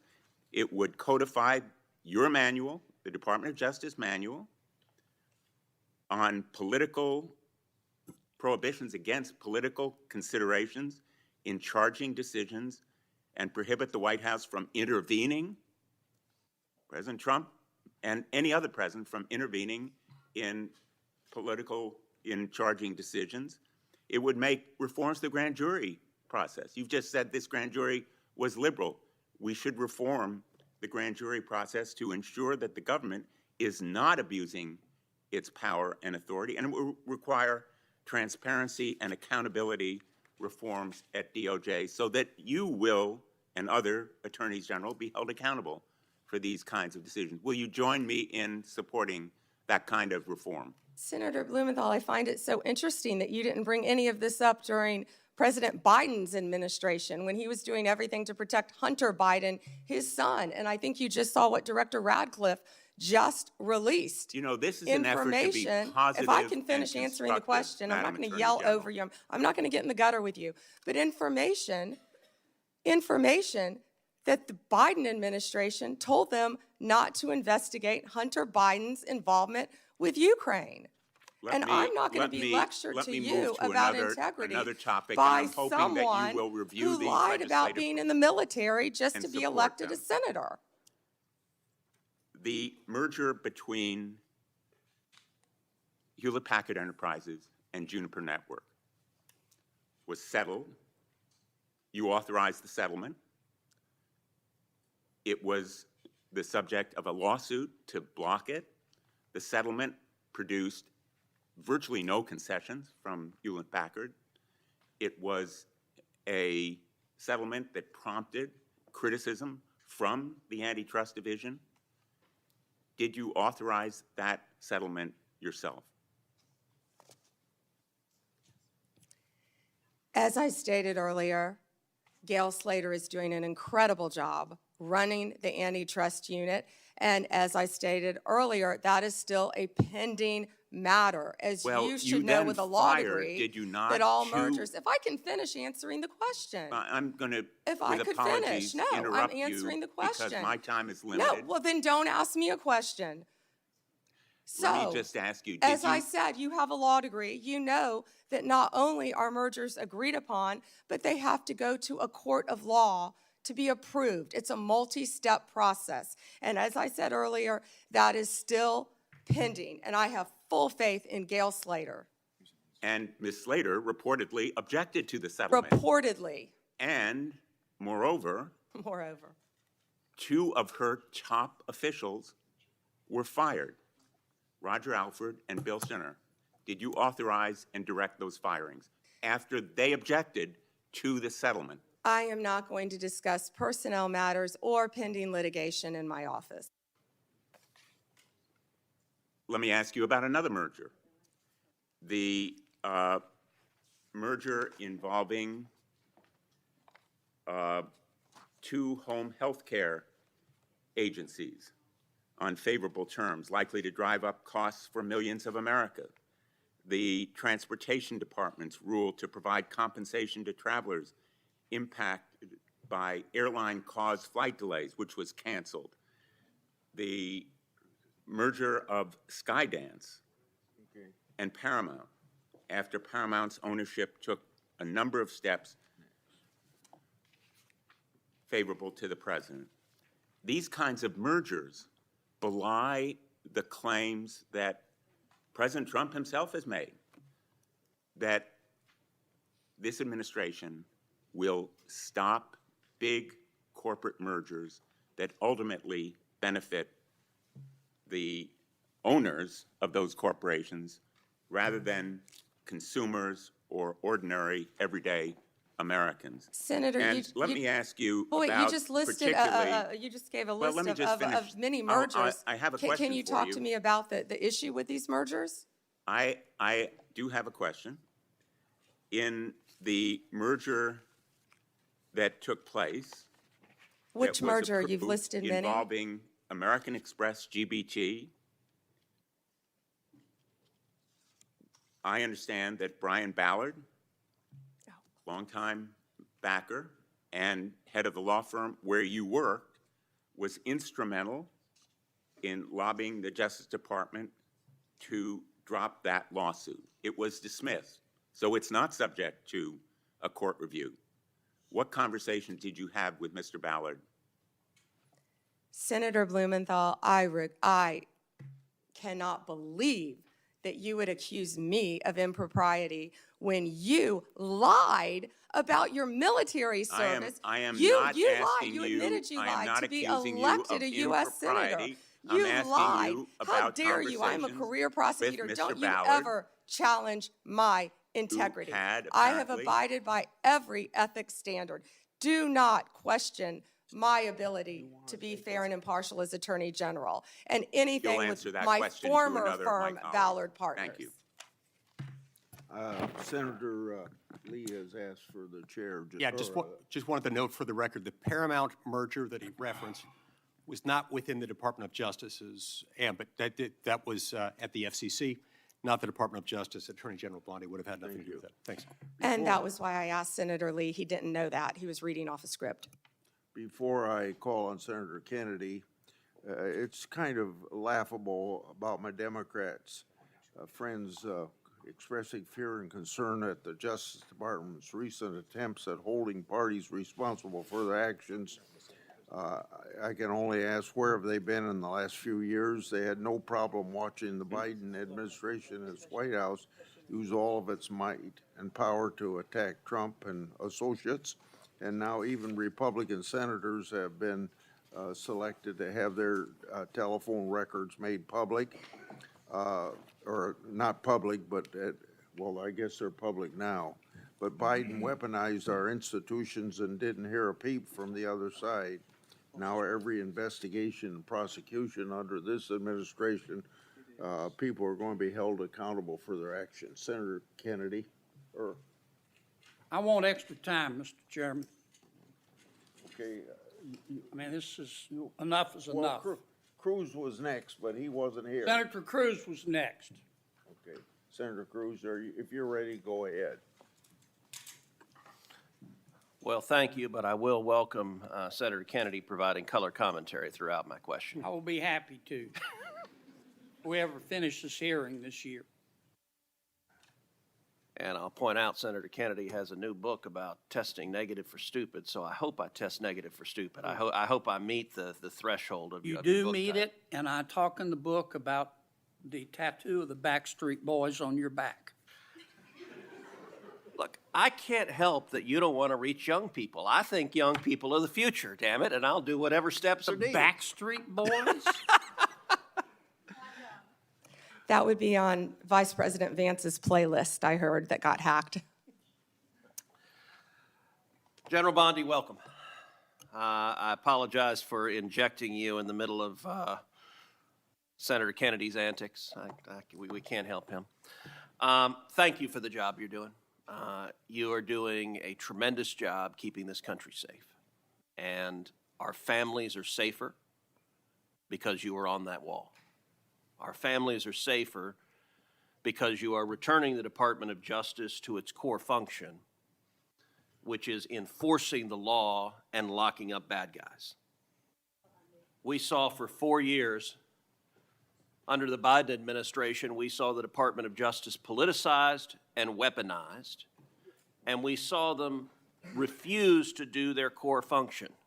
More than 12 million illegal aliens flooded into this country, and the Biden Justice Department seemed to think its job was letting murderers and gangbangers and rapists go. And the results in just a few months that you've been able to produce are tremendous. Arrests of violent criminals are up 125% since the Biden administration. Fentanyl trafficking prosecutions have risen 42% since fiscal year 2023. DOJ has coordinated with DHS to remove over 220,000 criminal illegal aliens this year alone. Under your leadership as Attorney General, you have helped rescue 4,000 children from predators and helped arrest 1,300 child predators and 285 human traffickers. In my home state of Texas, Operation Soteria Shield resulted in the rescue of 109 children. Thank you, Attorney General Bondi. Texans are safer because you are serving. Americans are safer because you are serving. You have a big task, cleaning up the messes of the Biden DOJ. One of the most egregious failures of the Biden Justice Department was its refusal to protect judges and Supreme Court justices.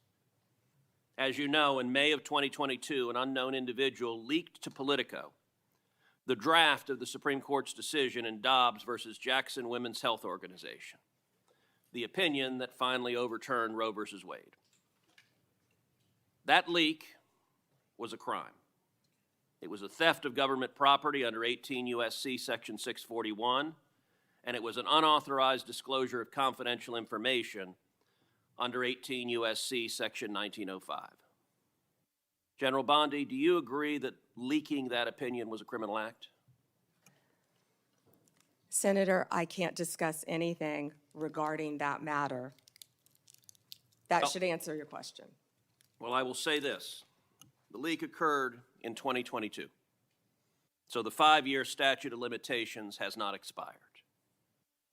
And I'm going to ask you, if it is not happening already, to direct the FBI to investigate and find the leaker. The leaker has not been exposed, the leaker has not been identified, and the FBI has far greater investigatory tools at its disposal than does the Marshal Service. And when it comes to defending the rule of law, when it comes to the integrity of our court system, having partisan law clerks, and I believe in all likelihood it is a law clerk who leaked it, leaking opinions designed to try to pressure the court politically is a gross subversion of the integrity of the court. And so I would ask you as Attorney General to direct the FBI to use every resource possible to investigate, to find the leaker, and when you identify the leaker, to prosecute the leaker for that criminal conduct. Thank you, Senator Cruz. All right, I want to turn, secondly, after that decision was leaked. I believe the leak was part of a broader effort to intimidate and to threaten and harass justices into trying to get them to change their decision. And we saw mobs assemble outside the homes of multiple justices. Do you agree, General, that the mobs that came outside the homes of justices were there to intimidate the court and to try to influence the justice's decision? 100%.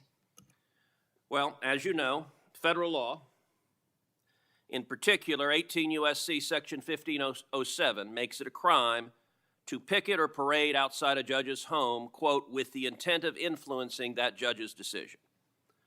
That statute is crystal clear. And I will point out, these protests happened in 2022. So just like the leak, the 5-year statute of limitations has not expired on these protests. But unfortunately, the Biden Department of Justice didn't give a damn about prosecuting this statute because President Biden and Merrick Garland and the political hacks at DOJ disagreed with the Supreme Court's decision in Dobbs and were perfectly fine turning a blind eye to violent protesters threatening the justices and their children. You may recall I questioned Attorney General Garland about this statute, and he admitted under oath that not a single protester had been prosecuted.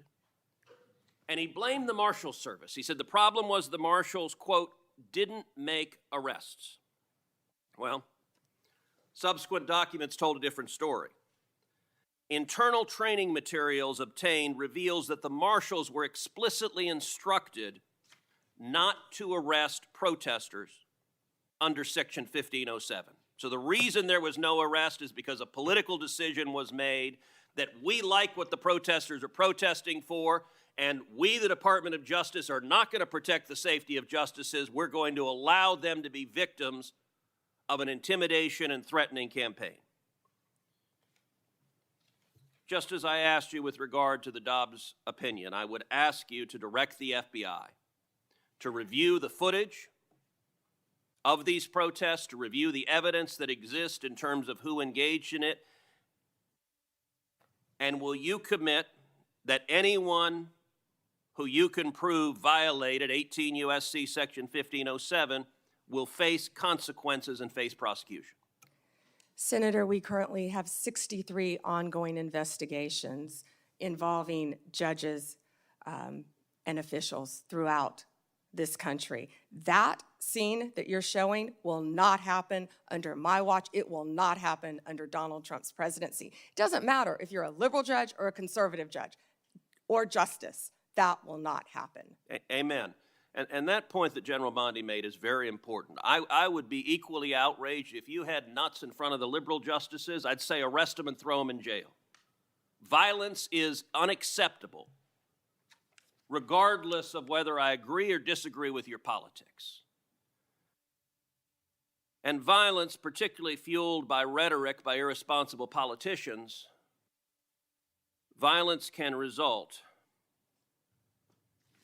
And tragically, it resulted in one deranged individual traveling from California to Maryland with the intention of murdering Justice Brett Kavanaugh. As you know well, this deranged individual was arrested outside the justice's house. He was arrested with a kill kit.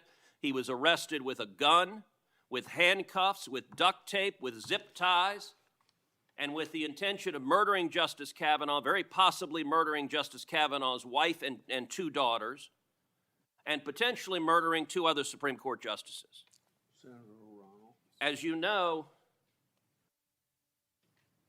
just this week, a left-wing Biden-appointed judge sentenced this attempted murderer, this attempted assassin, to just 8 years. The Department of Justice asked for 30 years. That's right.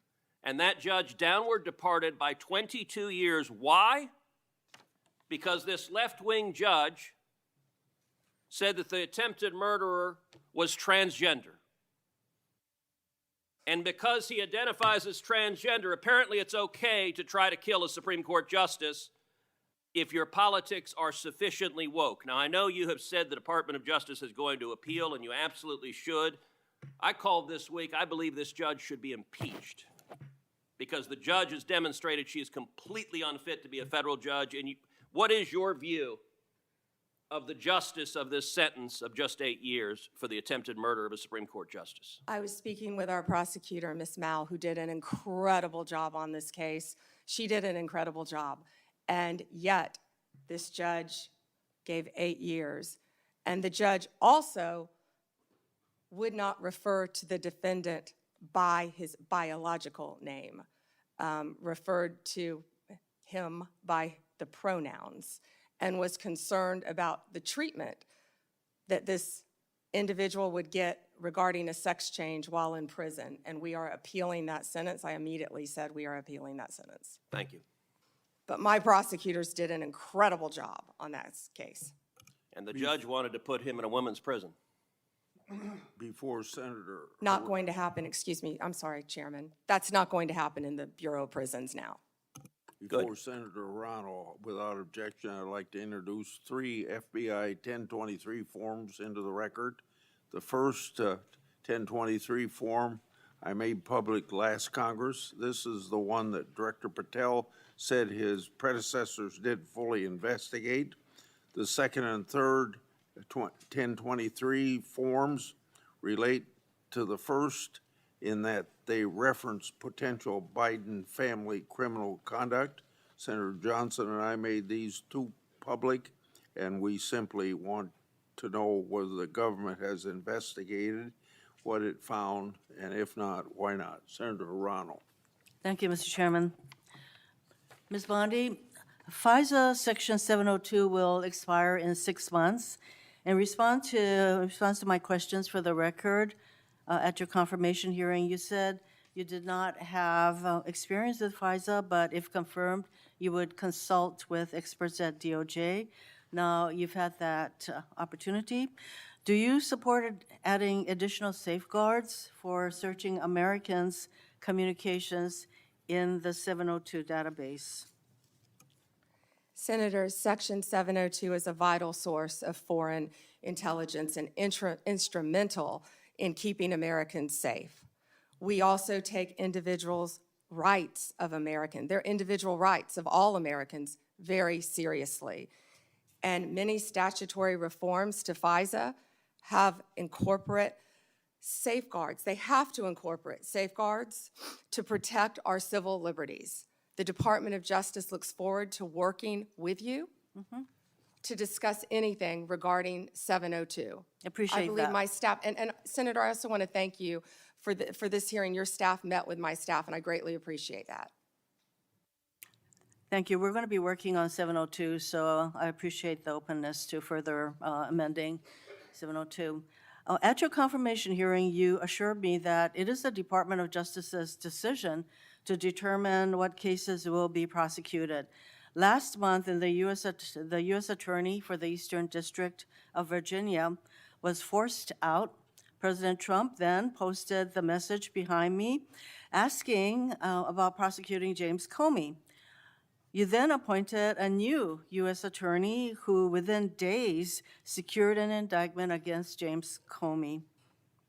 That social media post behind me saying, "What about Comey?" was directed to Pam. Are you the Pam that the president was referring to? I'm sure I was. So it's very clear to me that when the president posts something like that, that he considers the DOJ to be his law firm and you his lawyer. And in fact, very shortly after the post to you, Comey gets indicted. Last year, President Trump's new border czar, now border czar, Tom Homan, was videotaped taking a bag with $50,000 in cash from undercover FBI agents after suggesting he could help with government contracts. Sounds like a bribe. 2 weeks ago, DOJ officials reportedly shut down the bribery investigation into Mr. Homan. Ms. Bondi, did you approve closing the Homan investigation, bribery investigation? Senator Hirono, as I stated earlier, the Department of Justice and the FBI conducted a thorough review, and they found no credible evidence of any wrongdoing. You were also on video outside the White House protesting with a group called CASA, where Antifa members were. Does that mean you're a member of Antifa? You know, I simply asked the question as to whether or not you approve the shutting down of the investigation, Mr. Homan. I have to assume that you did because the FBI reports to you. But the American people would look at the situation where this person is taking a $50,000 in cash, no less, and you testified today that a thorough investigation was done. Now, I have to assume, I conclude, that since no wrongdoing was determined, that in answer to Senator Whitehouse's question, he kept the money. He kept the money, and I hope that he put that on his tax returns as income. Next question. Over 1,200 rioters were convicted of charges related to January 6th. President Trump has since pardoned nearly all of them. As if that weren't enough, last month there were reports that a lawyer for the January 6th rioters met with senior DOJ officials about setting up a compensation fund like the one that Congress set up after 9/11 to compensate these rioters. Ms. Bondi, is anyone at DOJ considering setting up a compensation fund for January 6th rioters? Yes or no? Senator, I have had no meetings or discussions about a fund. So would you support such a fund? Would you okay such a fund? Senator, you can send me the information on the fund, and I'd be happy to look at it. No, but do you think that's a good idea to, this is what I'm getting at. Because to actually set up a fund and to have people talking with your senior people at DOJ, political people, about creating a fund, and you won't let us know what you think about that, that's pretty unbelievable. On January 30th of this year, the Trump DOJ's antitrust division sued to block the merger of two tech companies. Then, well-connected lobbyists met with your political deputies who overruled the career staff and approved the merger. So there's a settlement on that. And separately, DOJ sued Ticketmaster last year for monopolizing concert tickets and forcing consumers to pay outrageous fees. Ticketmaster has hired the exact same lobbyists who met with senior DOJ political people regarding the merger of the two tech companies. So my question is, Ms. Bondi, have lobbyists met with your political deputies about the Ticketmaster case? Senator Hirono, as I stated earlier, I am not going to discuss anything that is ongoing. Gail Slater runs the antitrust office, and Gail Slater, if I can finish, Gail Slater is doing an incredible job running my antitrust unit. It's highly likely, Ms. Bondi, that the same lobbyists who met with your people basically got rid of the antitrust case. Senator, I don't think a lot of people like that you were out protesting with Antifa. Right now. Next question. You have fired dozens of career prosecutors because they worked on cases involving President Trump or January 6th rioters. For example, one career federal prosecutor who secured over 100 convictions in Florida. He also spent time in D.C. prosecuting January 6 cases. He received an outstanding review only 2 days before you signed a memo firing him. The memo cited no reason for his firing. Are you firing career prosecutors solely because they worked on cases like January 6th that the president doesn't like? Senator Hirono, I am not going Yes to or talk no? about personnel matters with you. Well, we all know that hundreds of career prosecutors have left the DOJ, and literally hundreds, we're told. And Yeah, you know, Senator, you've are you lost. The familiar with the one DOJ that threw a has sandwich lost- at an ICE officer? Are you a Homeland Security officer? is the Are you familiar reason- with the one who went out on her lunch break and was Ms. Bondi, making obscene gestures? Would you say that DOJ losing these career prosecutors and the thousands of hours of experience they have prosecuting criminals, that is not a reassuring situation? Senator, many employees took the fork in the road and resigned. DOJ is hiring committed prosecutors who will actually come into the office and work, and not work remotely, and think we all prosecute know violent that- criminals around the country and terrorists. And When I am you- very proud you of the fire- work all of our prosecutors, I'm running out are of doing. time, so I think you should stop with your continuous interruptions, in my opinion.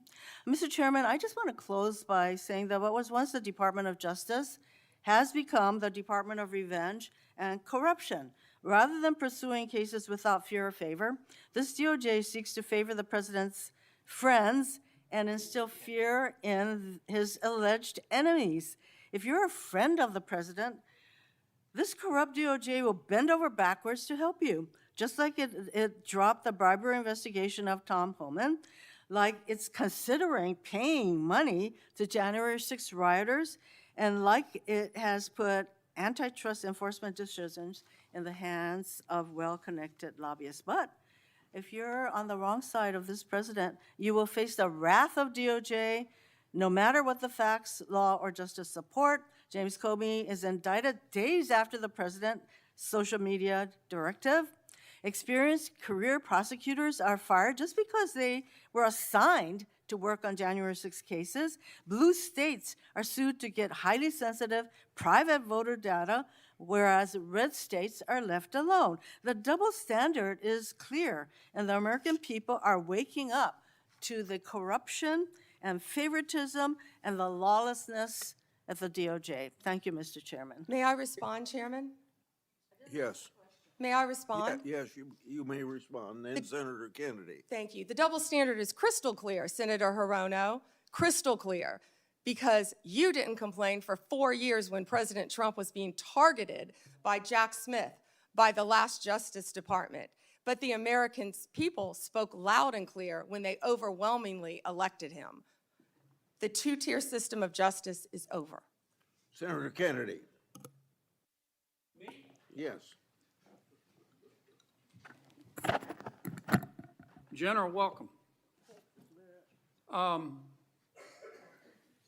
Let's suppose that I'm appointed special counsel at the Department of Justice, and I go to the telecommunication companies, the phone companies. Let's single out AT&T, and I say, look, I know you're busy, but I want to see a copy of the phone records of a sitting United States senator. They're not going to just give them to me, are they? No, Senator, of course not. In fact, they're probably going to ask me what planet I just parachuted in from, aren't they? Yes, Senator. They're going to tell me to come back with a subpoena, aren't they? Yes, Senator. Okay.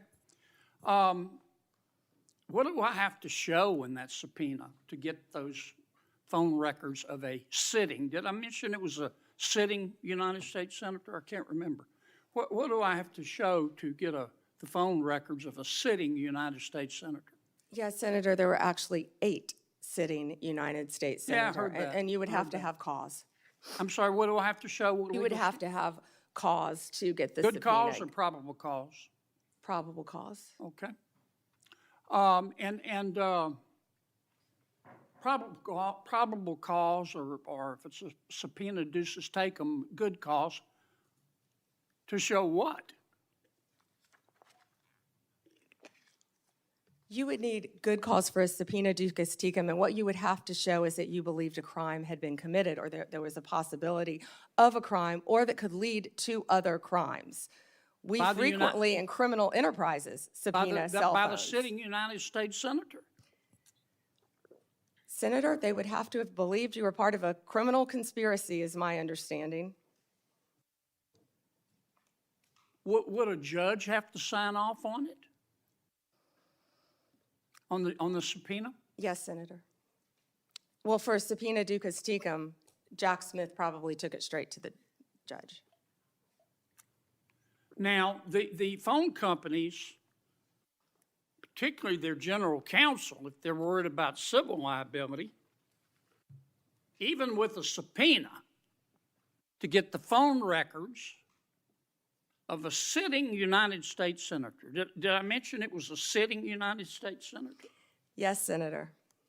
The general counsel for that phone company, let's say AT&T, they have the right to seek to quash that subpoena, don't they? Phone companies frequently do that. Yeah. And a smart general counsel for that phone company is going to call the sitting United States senator and say, would you like to weigh in on this? Would you like me to quash the subpoena? We're talking about invading someone's privacy here by a sitting United States senator. Could the general counsel for the phone company do that? Well, Senator, if they believe that a crime could have been committed, they could not tip off the person who committed the crime. Again, I can't comment on details of this particular case. I'm just asking you theoretically. I've never seen you commit a crime, Senator Kennedy. But let's suppose, okay, they didn't want to tip off the sitting United States senator. But the phone company and the general counsel for the phone company, or companies, if there were more than one involved, could say, you know, this is serious as an aneurysm. This is serious as 4 heart attacks and a stroke. This is a sitting United States senator. So general counsel would likely advise the CEO, well, you need to file a motion to quash. The telephone companies could have contested those subpoenas, could they not? Hypothetically, yes. I can't talk about the facts of this particular case. We're talking hypothetical. Senator, subpoenas are issued all the time through phone companies working with the general counsel. But they can file a motion to quash. They could, yes. Yeah. In any case. And if they should have filed a motion to quash, and a reasonable person would have filed a motion to quash, because this is a sitting United States senator, and they didn't file a motion to quash, they would incur civil liability, wouldn't they? Senator, typically phone companies follow a subpoena from a United States attorney. I know they do, but they don't have to. They could challenge it, Senator. Yeah. And if they don't challenge it, they better have a damn good reason. Right? Right? Senator, I can't talk about the facts of this particular case. This is just a hypothetical. In general, hypothetically, Senator, maybe they didn't recognize any of the names of the 8 sitting United States senators. Hypothetically. That was a joke. Or maybe they should have gone to Amazon and buy some testicles online. Instead of just saying, sure, I'll just show you the phone records of a sitting United States senator on the basis of an administrative subpoena. Now, do you have copies of the subpoena applications for Yes, these Senator, 8 Senator, I can't discuss anything regarding this You can't case even with tell me if you have copies? I can't discuss any of this. All right, with when are I'm you sorry.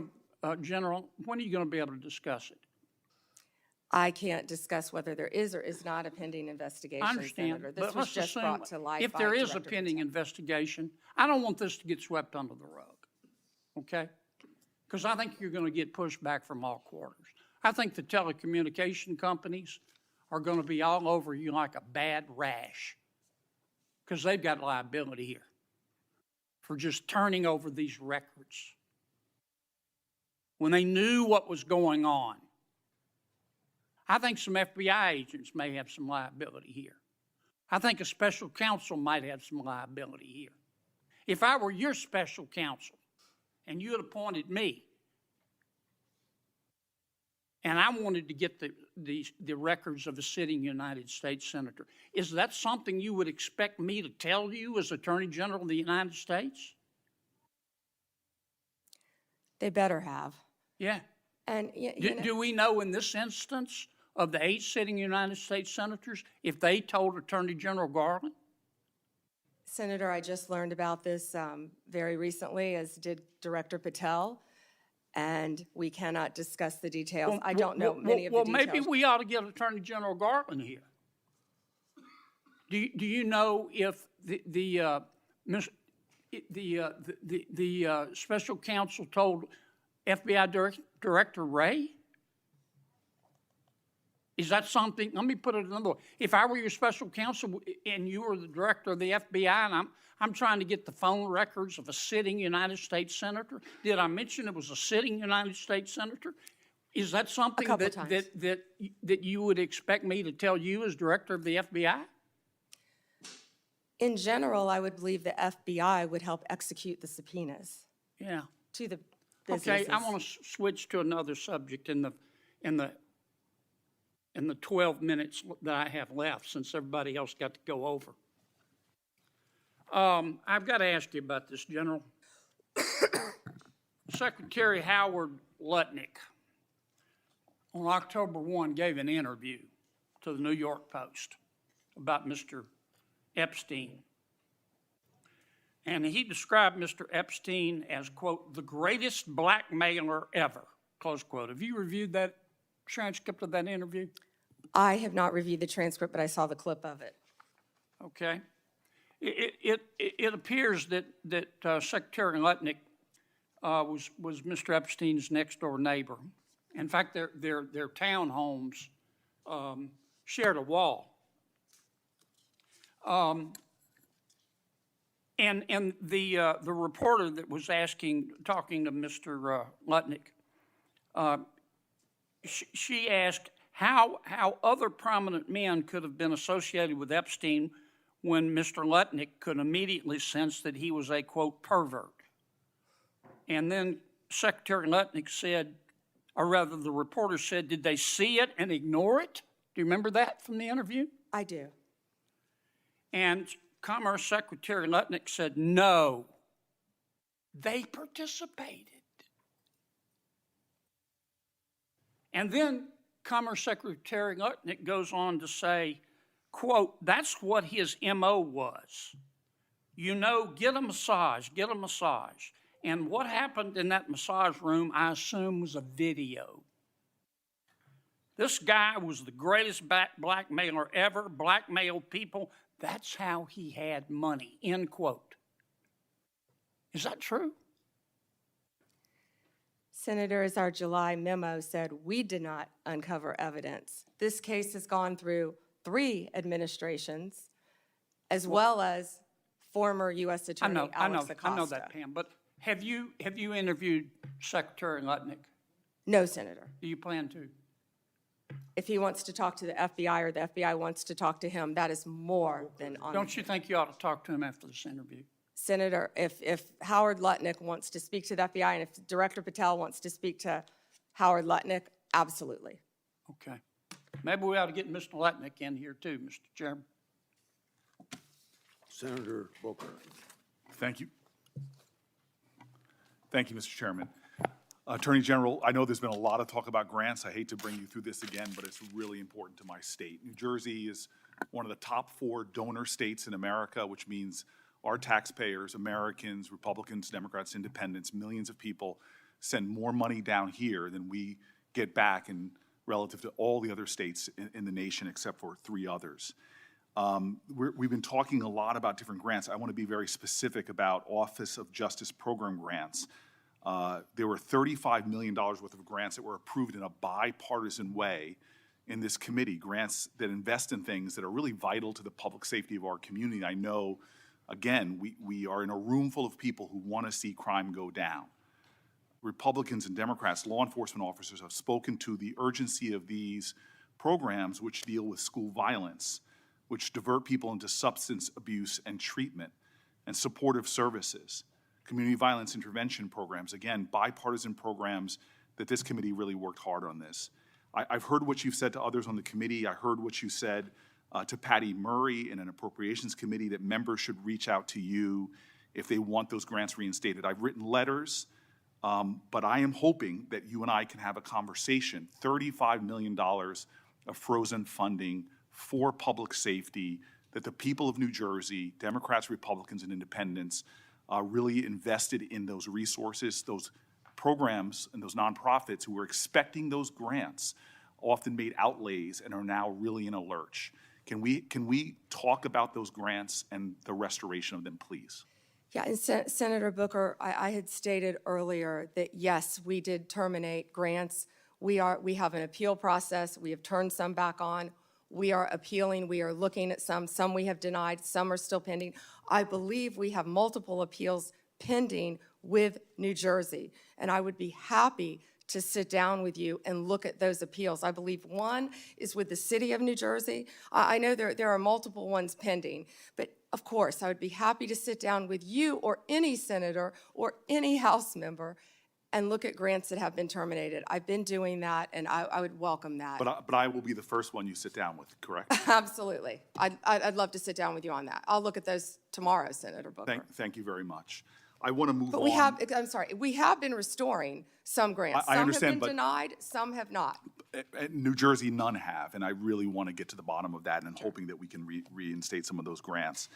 The second thing I want to move on to is that earlier this year, the Department of Justice charged Newark Mayor Ras Baraka after he sought access to Delaney Hall Detention Center to conduct oversight. The charges on their face, to many of us, especially in New Jersey, were clearly baseless. Many people say they're politically motivated. And then the judge, the federal judge, admonished the prosecutors for even bringing the case. This is the quote from the federal judge. Federal prosecutors serve a single paramount client, justice itself. Your role is not to secure convictions at all costs, nor to satisfy public clamor, nor to advance political agendas. The federal judge went on to call the charges embarrassing and a worrisome misstep. Mayor Baraka was arrested that day on the scene, and I know you understand this, to arrest a mayor of a major city on charges that were called by a federal judge embarrassing and a worrisome misstep is very concerning to me, and I think should be to the whole committee. A recently released video shows a federal agent telling fellow officers that the decision to arrest Baraka was, quote, per the Deputy Attorney General of the United States, and I'm assuming that person is Todd Blanche. This is evidence to me that this decision wasn't made by people on the ground in the field, but by Maine Justice, that they were directing an arrest from D.C. on the scene. And it leads to the conclusion that this was a political decision, that the decision to arrest was not made by the people who were there on the spot. And I can assume that you can see how that's problematic to me. So I have questions not about the case, but really about how the decisions to arrest and charge Baraka and now MacIver, Congresswoman MacIver, were really made. Before this committee, I am saying that I'm going to submit these questions for the record, and I'm really hoping that we can understand how those decisions, as our oversight, how we're making decisions, especially for high-level officials in my state, the mayor of our largest city, the congressperson of that city, and I'm hoping that you can respond to those letters on the record. Yeah, and Senator, that matter is ongoing, and so I can't discuss it. As an attorney, you realize I can't discuss an ongoing matter. And I respect that. I guess I just want to know, and we'll leave this for the questions for the record about the decisions on how they're being made, not the case in itself. I want to move on. And again, I've heard your testimony so far. I know that there is data about violent crime in this city, but I'm really concerned about the application of Justice Department resources towards the challenges we have.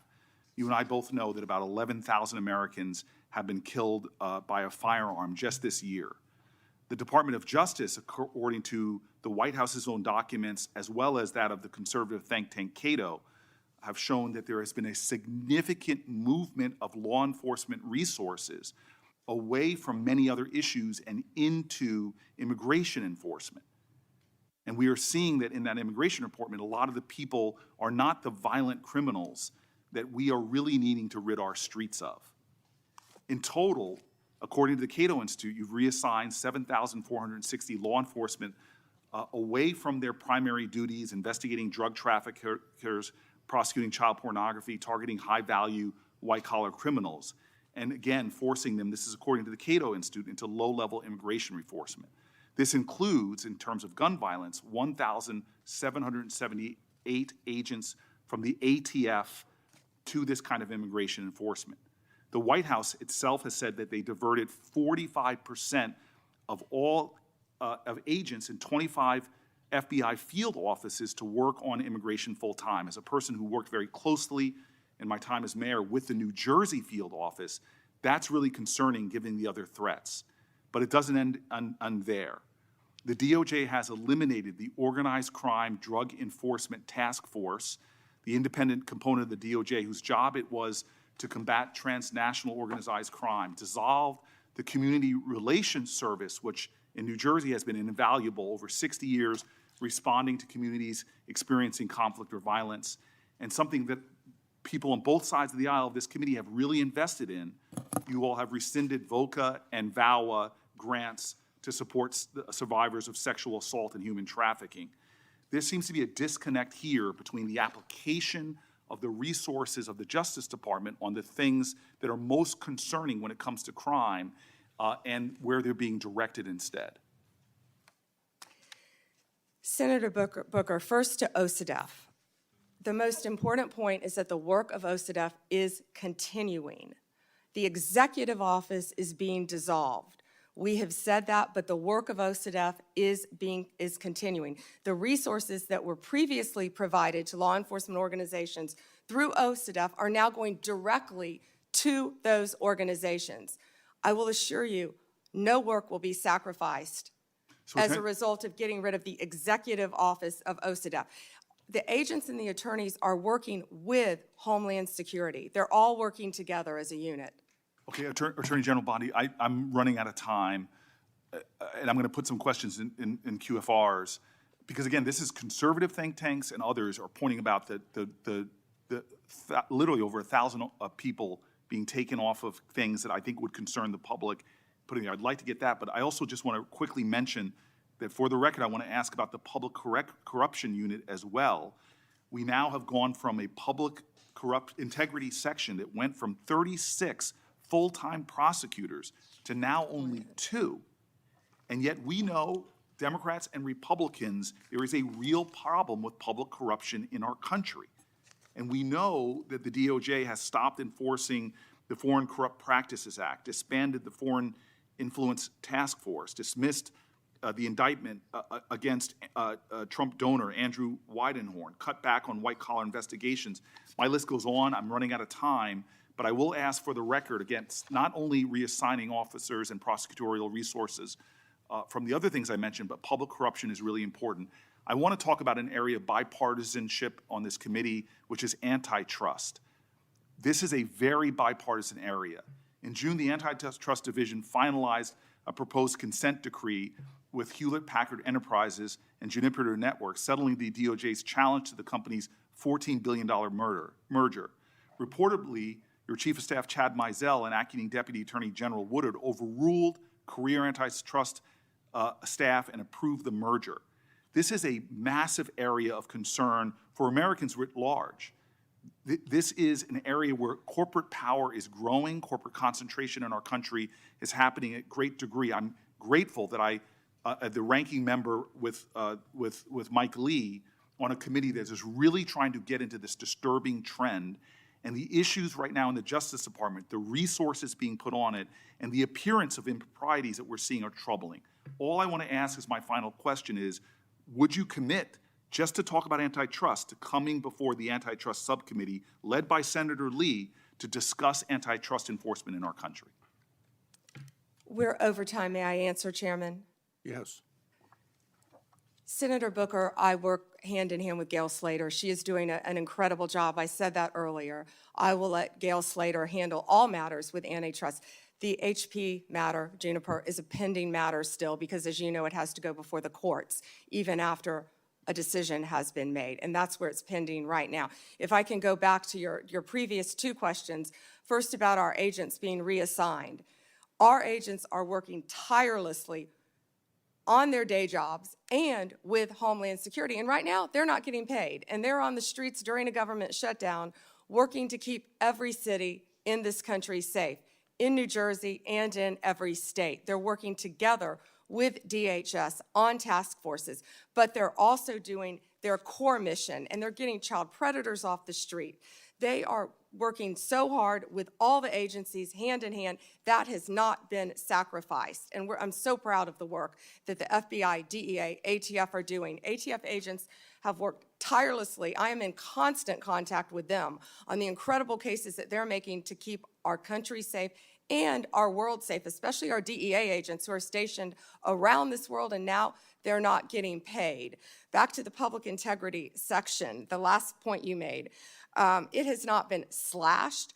Those are going to the various U.S. attorney offices to be handled in each office around the country instead of one unit based in D.C. Yeah. Thank you, Senator. Before Blackburn, my Democratic colleagues continue to criticize the DOJ for their role in President Trump's historic immigration crackdown. They've talked about due process. They've talked about the lack of transparency and oversight. However, my Democratic colleagues were silent about the former Biden administration failure to vet Afghan evacuees. Instead of coming clean, the Biden administration dismissed and failed to answer my oversight request. Not a peep from my colleagues about these massive vetting failures. The Department of Homeland Security Inspector General confirmed these vetting failures. Senator Blackburn.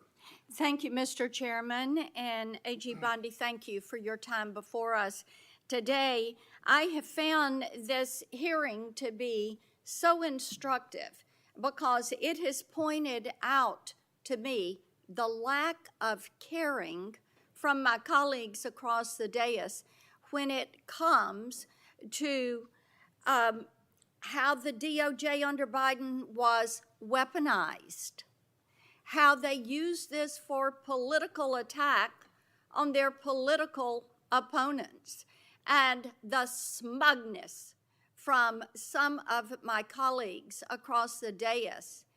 I think they enjoyed it. I think they wanted it to continue. And I think that's why they oppose some of the reforms that you are making to actually get people out across the country and to get them working and to have people that are actually finding out what the FBI and the DOJ did. You look at what happened with Crossfire Hurricane and the way some Democrats tried to blow that up and make it some big issue and all about Donald Trump and the accusations. And of course, they've been proven wrong. You look at what has happened, what we're finding out about Arctic frost and the way we were surveilled and the way Senator Graham, Senator Hawley, and I, we don't know what all they got. We don't know who all they tracked. But to tap our phones, to pull that data for these wireless companies to have allowed them to have that and for them to use it in their investigations, how disgusting is that? And their attitude and lack of concern about the weaponization of the DOJ.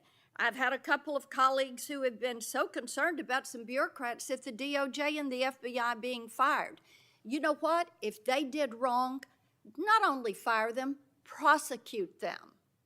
And my hope is that as we look at what happened with Arctic Frost, that there will be a special counsel, that we will do our due diligence, and that those who did this wrong, this illegal activity, absolutely, they need to be prosecuted and they need to face the full extent of accountability within the law.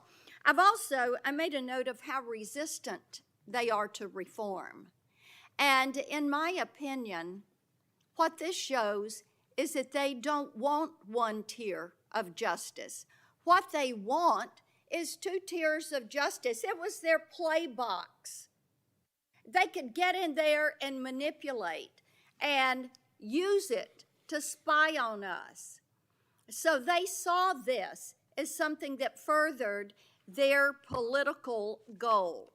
So I am pleased that you are cleaning house. And those who have not served the American people well, fire them. They need to be gone. They need to be gone. Talk for a moment, just a moment, about what you're doing to end the weaponization.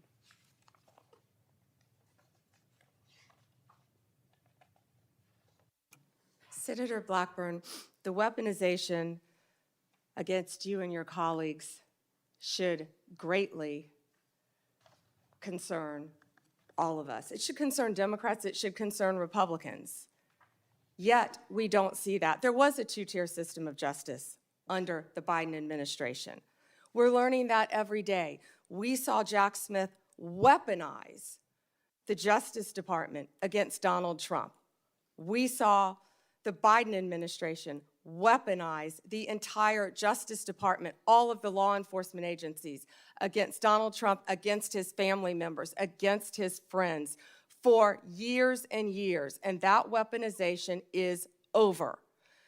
No one is above the law, and there is a one-tier system of justice in this Justice Department. And that's what we will continue to do. We appreciate that. And, you know, having vice-chaired the president's transition in 2016, as you remember, there was surveillance that took place on the transition and on the transition team. So this is not the first time, it's the second time.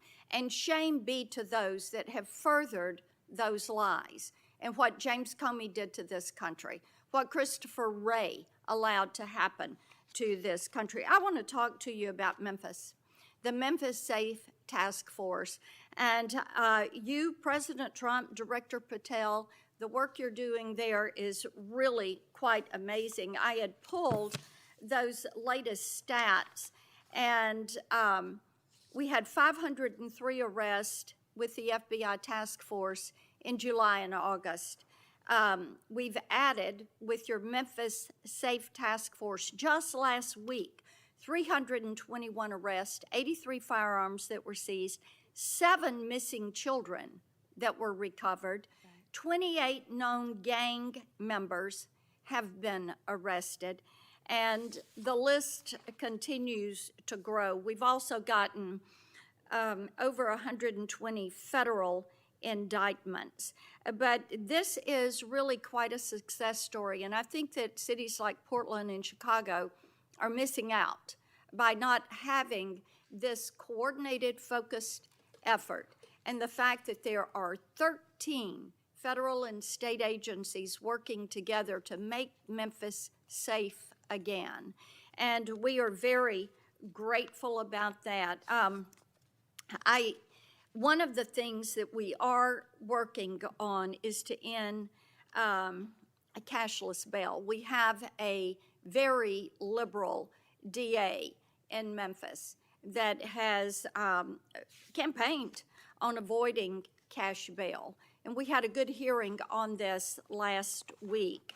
And we have legislation, Representative Stefanik and I have legislation that would end cash bail, end cashless bail in DC, and then also would remove funds from jurisdictions that practice cashless bail. Touch on that and the importance of having cash bail for that accountability, keeping those criminals off the streets. Yeah, Senator Blackburn, first to Memphis. I was in Memphis, as you know, a few days ago with Secretary Hegseth, and we had about 1,100 officers from at least 13 agencies working hand in hand. Your Memphis police officers care. They want to be out there doing their jobs. And what we said is we have federal law enforcement officers now who have their backs. They were thrilled to have us there. The mayor, Paul Young, is working well with us. Of course, Governor Lee was there. You have been a champion of this. Senator Haggerty has been a champion of this. You both, before I was sworn in as Attorney General, you both brought this problem to my attention. You talked to Director Patel, and Director Patel was on the ground right away in Memphis attempting to make Memphis safe. But we knew we needed so much more than that. He put a huge dent in the problem. But Memphis's crime is through the roof, the highest violent crime rate in the entire country. And that's why we went to Memphis. And Memphis has welcomed us. It's an iconic city. And we want to continue to work with Memphis. And we're going to do that just like we did here in DC. The citizens have been great working with us. Violent crime shouldn't be occurring in any of these cities. And as you said, I don't understand why Chicago, why Portland, why these sanctuary jurisdictions don't want to work with the federal government. Yeah. Gangs are rampant. Transnational gangs are rampant in these cities because they're harboring them, no longer under Donald Trump. Whether they want to or not, we are going to come in and make it safe for their citizens, whether these liberal lawmakers want to or not. And you know what I said regarding the DA in Memphis? I said, we're going to protect the Memphis police officers. We're going to take every single case federally that we can. Yeah, Because the and DA has cashless bail, it's a revolving door, and no one is being held accountable. Police officers are seeing someone arrested, and they're back out on the streets the next night committing crimes. And Janine Yes. Pirro is working on that here in D.C. to change that as well. So thank you for your we legislation. appreciate that, and the Memphis mayor is doing great. We had a Shelby County official who was trying to dox some of these officers, and she's since taken this tweet down, but she's an elected official. And she goes, attention, on Peabody between McLean and Cooper, 4 fed vehicles and a trooper, men in full gear and guns on street. Hashtag pay attention, folks. This is the kind of action that is not called for. I mean, the fact that an elected official would do this, this is why we have legislation that would make it a crime to dox any federal law enforcement official when they are doing their job. And these apps, and Apple and Google say that they've removed these apps, but I tell you what, these law enforcement officers need to be protected. We appreciate that you are doing that. Thank you for being here. Thank you, Senator.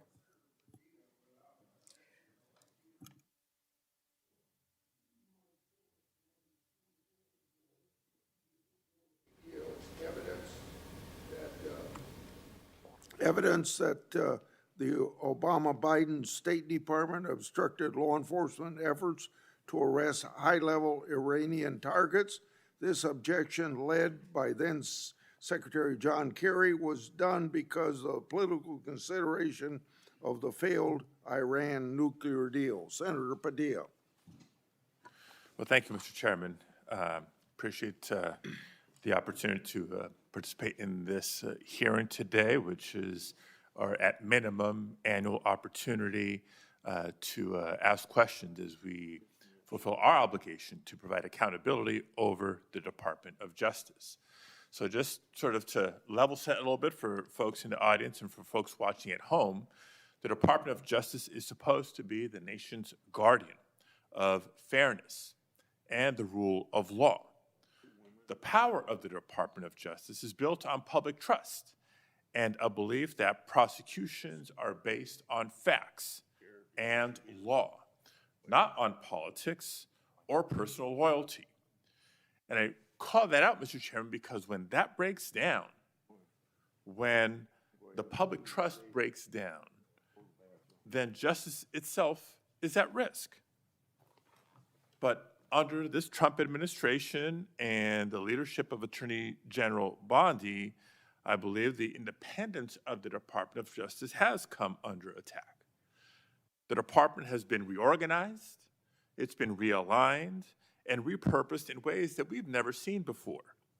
Important offices have been closed, key programs dismantled, and agents diverted, all without congressional authorization or transparent justification. Now, these are not minor bureaucratic changes. They represent a fundamental shift in the Department of Justice's missions and priorities, its policies, and its practices. Now, for example, career prosecutors have been pressured to change decisions in politically sensitive cases. Ethics oversight has been taken away from independent career professionals and handed to political appointees with little experience in these matters. Internal working groups have been created to revisit investigations involving President Trump and his allies. And together, these steps send a dangerous message that prosecutorial decisions can be driven by political loyalty instead of the law. Now, even more troubling is that the Department of Justice has pulled resources away from organized crime, away from counterterrorism, away from the protection of civil rights, to focus on immigration enforcement. The American people expect a Department of Justice to pursue violent crime, as do I, to pursue corruption and threats to national security, not to serve as an arm of immigration policy, and in so doing, under-resource other critical missions. Now, the Justice Department's credibility depends on the public's faith in justice, and that the justice will be applied equally to every person and not reserved for the powerful or the connected. And that faith must be protected. And so it's in that spirit that this committee has a duty to ensure the department's work remains lawful, remains transparent, and remains true to its highest duty, the fair and impartial administration of justice. Now, that being said, I do want to get into some specific items with Attorney General Bondi here, beginning with the firing of Michelle Beckwith. Michelle Beckwith was a 15-year career prosecutor with the Department of Justice. She prosecuted in her career some of the worst in my home state of California: sex traffickers, transnational terrorists, those who this administration claims to care about and be targeting, prioritizing in taking them off the streets. And it may surprise some to learn that Ms. Beckwith was unceremoniously marched out of her office and fired from her job in July of this year.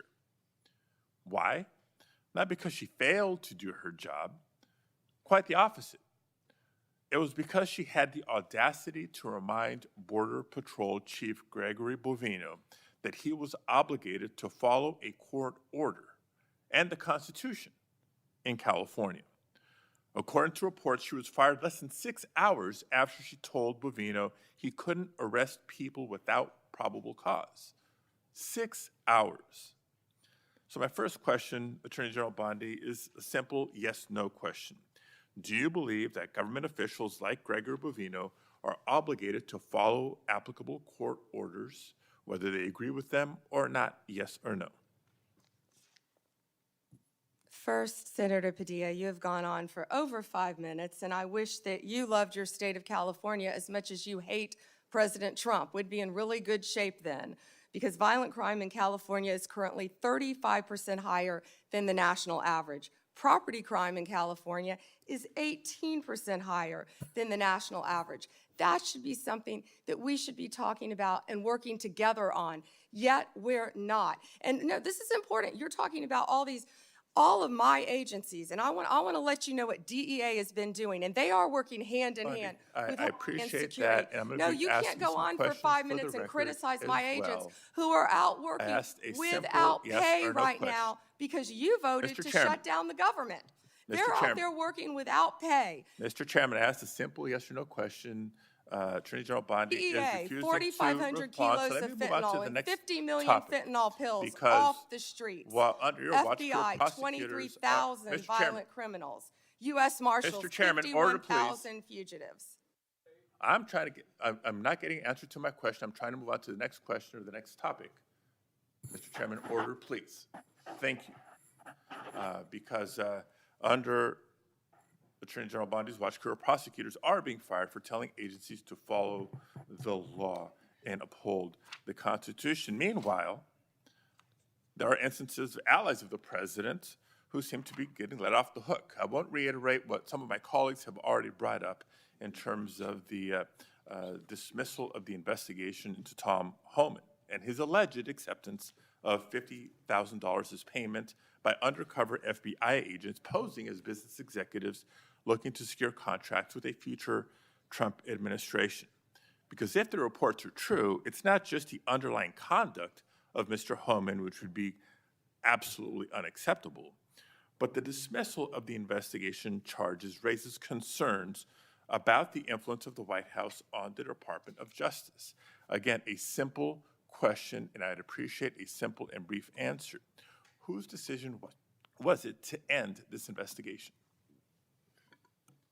I have answered that question multiple times, yet you didn't have the courtesy to be sitting in here for the hearing. I'm not going to answer it again. And I find it interesting that you want order in this proceeding now. Excuse me, Senator. Then I You will want ask a order in this follow-up question. proceeding Mr. now. Chairman, order, You sure please. didn't I have will ask a order when you follow-up question. stormed Secretary Noem Mr. Chairman, at a press conference in Chairman, order, California, please. did you?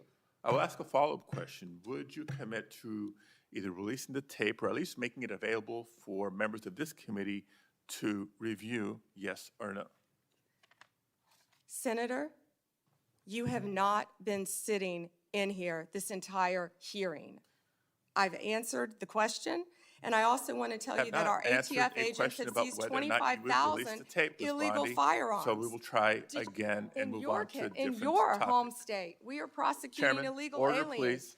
who have raped and Chairman, murdered young order, girls. please. Thank you. So when I haven't been in this hearing, I've been watching from my office, monitoring the entire hearing, just so everybody is aware. But since I'm not getting answers to my questions, I'll try to ask one last subject area. No, again, there's been increasing concerns about the politicized decision-making and the erosion of internal safeguards that protect prosecutorial independence. Before we even get into the integrity and independence of prosecutions, we get into, you have to ask the question about the independence and integrity of investigations themselves. The director of the FBI, Director Patel, was here before us just a few weeks ago. Attorney General Bondi, you are the Attorney General of the United States. Director Patel reports to you. Do you believe he's doing a good job, yes or no? I believe Director Patel is doing a great job. You know where he is right now, Senator Padilla? Right now, heard- you asked me a question. Yes, Director I know Patel where he right is, now and I know where is in he's headed Chicago, because you said Senator it earlier Durbin, in the hearing. fighting to keep You've said Chicago it earlier in the safe. hearing, and yes, I have been paying You attention. know, you want order in here Chairman. now, yet you stormed the Director of Homeland Security, Kristi Noem. You sure didn't have order that day, did you, Senator? Attorney General, you are under oath. I did not storm the secretary, the video. Oh, that was makes on that very video. That clear. video has been released, I believe, very publicly. Mr. Chairman, recent actions raise serious concerns about Director Patel's judgment and politicization, including lawsuits from former FBI officials alleging retaliatory firings and his decision to cut off longstanding partnerships with civil rights organizations and his decision to fire an FBI agent for refusing to engage in a, quote, perp walk of James Comey. And on top of all that, his prematurely claiming that subjects were in custody after the shooting of Charlie Kirk. I take Attorney General Bondi's endorsement today of his work as her support for those actions. Thank you, Mr. Chair. May I respond, Senator Chairman? Yes. Under Director Patel, 23,000 violent criminals have been arrested, a 91% increase over last year. More than 1,500 child predators have been arrested. We are making cases in your jurisdiction constantly in California, and I wish you would care about those cases. We have disrupted 1,600 gangs and criminal enterprises, 1,600 gangs within this country, thanks to Director Patel and the great men and women of the FBI. Senator Schmidt.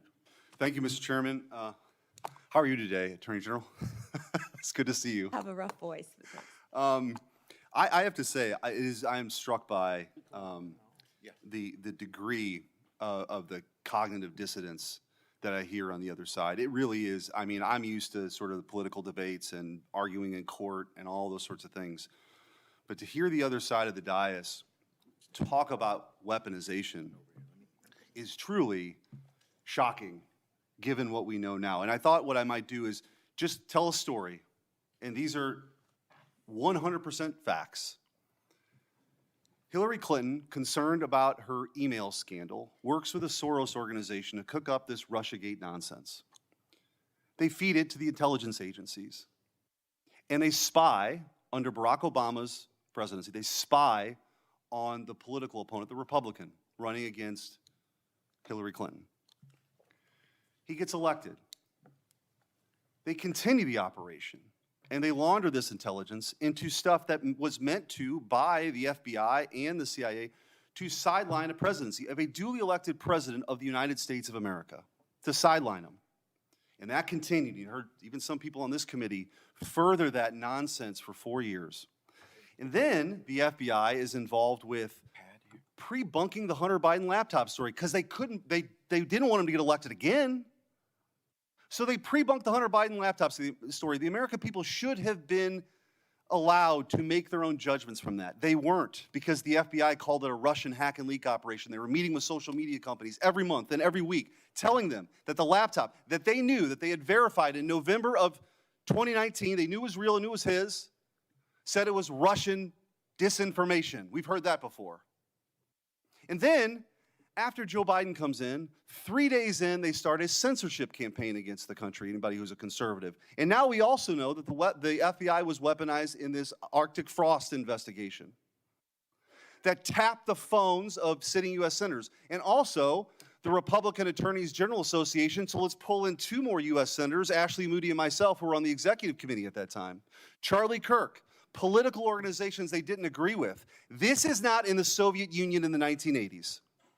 This is in the United States of America in the last few years. And then, when they thought President Trump was on the run and there's no way people would elect him, and then he announces he's running for president, 3 days later, Jack Smith's appointed to get Trump.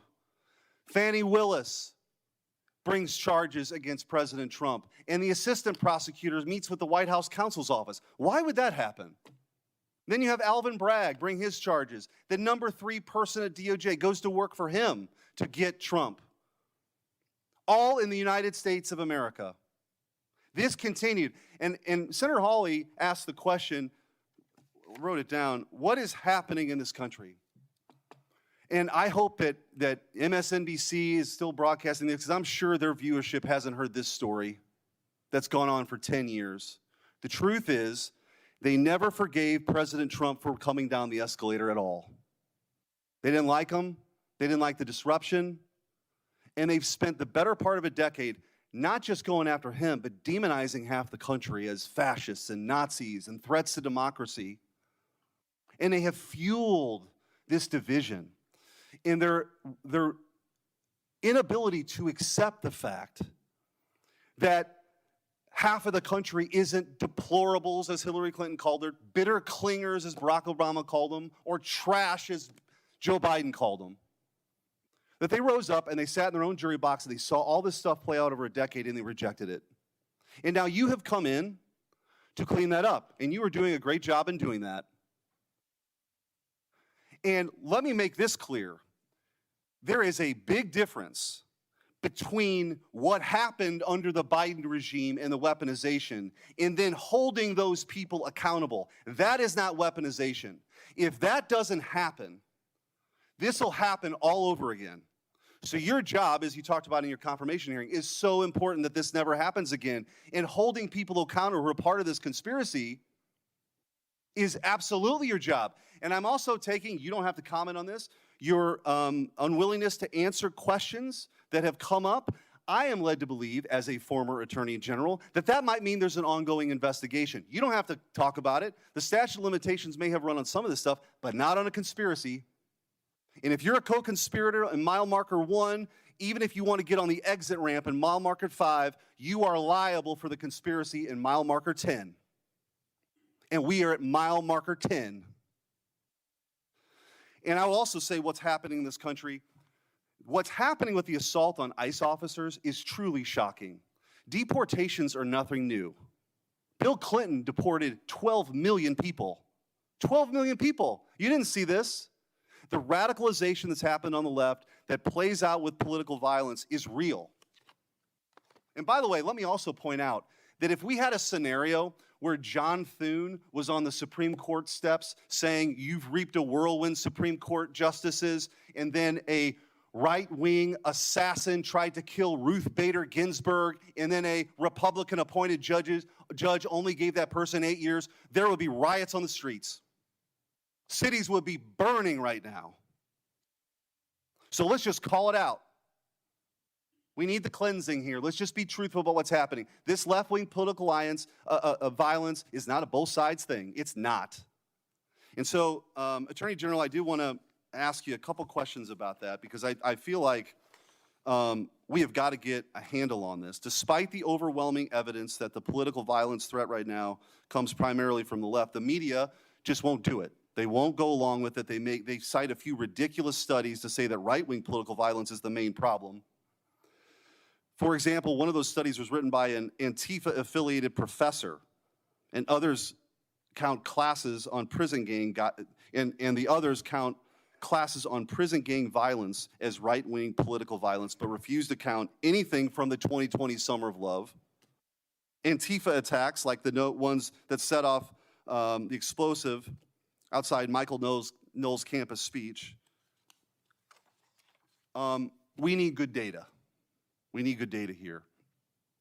Will you commit to having the Department of Justice and the FBI research and release a public report on left-wing political violence? Yes, Senator Schmidt. Thank you. I also want to, after Antifa has laid siege on federal buildings and officers in Portland during the 2020 riots, your predecessor, Merrick Garland, dropped virtually all the cases against these defendants. You recently issued a new charging memo instructing federal prosecutors to aggressively pursue Antifa and other radical leftists wreaking havoc on our cities. What can you do to ensure that the various U.S. attorneys' offices follow through on your instructions? Hopefully we will have our U.S. attorneys confirmed soon. They've been held up. Now our government is in a shutdown, yet our prosecutors are still working. Getting all of our U.S. attorneys confirmed would be a huge step forward, Senator Schmidt. But yes, our attorneys throughout this country will be focusing on that. And I want to thank you too. So I talked to you during your confirmation hearing and also with Kash Patel of sort of, you've talked about your two pillars, which is to end the weaponization and to get back to actually crime fighting. God bless. Like, that is something that the American people support, despite what you hear from the other side of the dais today. And in those conversations, we talked about you and Kash Patel getting field agents out in the field and doing the work of law enforcement. I said, I've got just the place for you, St. Louis. And St. Louis has now received the largest per capita infusion of permanent FBI agents anywhere in the country, and they're working hand in hand with local law enforcement. That's what happens when you have state leaders work with federal partners to crack down on something I hope we could all agree is a scourge for our communities, which is violent crime. But that is not, J.B. Pritzker, I guess he wants his moment. These Portland people want their moment of defying Trump. It's crazy to me. We should all be unified in this effort of making sure our laws are enforced and taking on violent crime. But I will say, in closing with this, because you referenced the shutdown, it's the same motivation. The same thing that motivates J.B. Pritzker to stand in front of the podium and defy Trump is the same motivation I hear from my Democrat colleagues now in this shutdown. It's not about anything other than the fact, and this is a clean CR. This is what they have lectured us on making sure we do 13 times in the last 4 years. This is about appeasing an increasingly radical base to prove that they're willing to stand up to President Trump. And I don't know how we get through all this unless there's a real reckoning on the other side about that reality. But in the meantime, I'm glad you're doing what your job is, which is to be the chief law enforcement officer of this country, focusing on violent crime and keeping our communities safe. Thank you. Thank you, Senator Schmidt. And despite what they're saying on the other side of the aisle, our agents are out there working tirelessly every day to make America safe. And that was Donald Trump's directive, and we will make it happen. Thank you, Senator Schmidt. Senator Welch. Thank you. Thank you, Attorney General Bondi. I have noticed that at various times when one of my colleagues is pressing you, you come up with something in their background. So I'll be waiting for my turn, but you don't have to do it right now. So let me get to my questions. One of the things that you mentioned, and I agree with this, that it's really tough on the various federal workforce, including our law enforcement folks, who are not getting paid because of the shutdown. Mm-hmm. I agree with that. But I also think that wasn't the whole story. There is an issue here that's going to affect Americans, whether they voted for President Trump or voted for Vice President Harris, and that is the loss of health care, where on November 1st, everyone who is getting Affordable Care Act help to buy insurance is going to get the notice of premium increases. And I got a letter just today from a Vermont family, nuclear family of 5, husband and wife, 54 and 55, with 3 kids, one of whom has acute myeloid leukemia. And the apprehension that they have is that if we don't solve this problem, and November 1 is a urgent date, then their family premiums will triple. It'll be beyond their ability to pay. So I'm assuming that with respect to the threat to health care for families in your state of Florida, in my state of Vermont, you would share that concern and hope that we would resolve that. Senator Welch, I would be happy to speak with that family too, because there are many nonprofits that help with children with terminal illnesses, and I'm involved in some in Florida. So we would be happy to talk to you about that. As to health care, the government is shut down. It's my understanding, maybe you're not one of them, but because many Democrats want health care for illegal aliens, and that's what shut down the government. Let me be clear. That's one of the sticking points, and I don't know if you voted for that or not. All right, well, this actually is important to all of us, and the lament I have is that if this health care goes away, this premium support, it is really going to hurt families in red states and blue states. And in Vermont, I mean, we voted Democratic, but we have a lot of good folks who voted for President Trump, and their health care is jeopardized. And there's a November 1 deadline that is coming up. And the reason I'm saying this is that I think it's important for us to try to work out together a resolution that's going to be beneficial to people you care about in Florida and voted for President Trump, and people I care about in Vermont who voted in some cases for Vice President Harris and some for President Trump. So it's not just Democrats not wanting to negotiate. And in fact, we do want to negotiate, and that's why I'd encourage the president to encourage my colleagues on the Republican side to sit down with us and try to see if we can make some progress. Another topic, with the respective voting rights in the letter that your voting rights chief sent out, we got one in Vermont, and it's a demand to get all the information on the voting file. And in that letter, in the announcement of that letter, the chief indicated an apprehension about the voting process being taken over by, quote, the left. Now, do you have any information with respect to Vermont about a takeover of the voting process by, quote, the left? Senator, I'm not familiar with what you're referring to. We are currently involved in voter roll lawsuits in 6 states. Is that what you're referring to? No, there's a letter that went out demanding that states, including Vermont, provide all the voting file information, Right. includes personal information. But when that letter was sent out, That's perfectly legal. but there was an assertion by the chief in this division that this was to deal with the fact that the voting process has been taken over by the left. So we got one of those letters in Vermont. And my question to you is, what do you mean by the left? And do you have any evidence that the so-called system has been overtaken by the left? We must have fair and free elections. No, I know that. But I'm asking for the specific basis. And we will have fair and free elections in this country. Okay, let me- Senator, I'd be happy to talk to my chief. Who was it who said that? It was your chief, which I assume you would know who that is. Here's the question here, okay? There is a point of view that is in dispute here about the fairness of elections. But you have the power as the as the Attorney General to use the authority of your office to make demands on states, and you did that with Vermont. That's within your right to do it. I'm not disputing your legal authority to do it. Is Vermont disputing turning over the information to our office?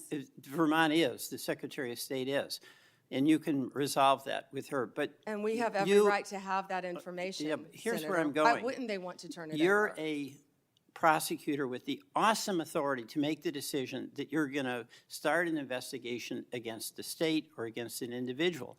And I know from your experience as a county prosecutor and as the Attorney General in Florida, you took seriously that obligation to have a factual basis before you'd proceed, right? Senator, I take that role, I take my oath very seriously. All right, so what I'm And I asking- take fair and free elections in this No, country we very all- seriously. we all And that do. information, our office is entitled to have that information. And But we the are question involved in here- litigation on that, and I Here's the assume we'll be question involved I in have. litigation with We have- Vermont. We have a Republican governor in Vermont. We had, our former Republican governor was was the treasurer for many years, and also the Secretary of State with election responsibility. What I'm asking is, do you or does your head of this voting section have any factual basis that you can point to that justifies your demand that Vermont turn over all this confidential voting rights information? Well, it would remain confidential with my office, and you just said that you have a Republican governor, so it doesn't make sense what you just said. We've asked that of every state, Senator. Right, and I'm asking about Vermont and what the factual basis is, but we can move on. You've mentioned that you can't discuss pending litigation, and I think the committee by and large accepted that answer. But I did notice that you spoke at great length about pending litigation, specifically with respect to the questions Senator Cruz asked you about the sentencing of the Kavanaugh defendant. That's pending, right? He was sentenced to 8 years. I understand that, but that's on appeal, right? We will be appealing. Right, so that makes it pending litigation. So you made an exception with respect to No. the Cruz questions. Hold on. No, But you those didn't were- answer those were any of the things- questions that you said were pending in litigation from any of my colleagues. Those were facts that came out at the sentencing hearing. You're welcome to see the transcript of the sentencing hearing. I with all understand the that. gruesome details of what they threatened to do to Justice Kavanaugh and other justices. I condemn what that person did. That was the sentencing. But the point here is that that's pending litigation. You indicated you're going to be appealing. It's your right to do that. And you would not, you use that justification to not answer many other questions. Justification, you're an attorney, Senator. Okay. You realize that. I do want to go back to Homan. You know, there's a tape, right, with Mr. Homan? I mean, first of all, is there a tape that has audio and video of the transfer of the 50,000? You would have to talk to Director Patel about that. No, I'm talking to you. I don't know the answer, Senator. Yeah, you do know the answer to that. Don't call me a liar. I didn't call you a liar. You just said I know the answer. I said I don't know the answer. Well, You have to talk to okay, Director Patel. What I said is that Let me put investigation it was another way. closed.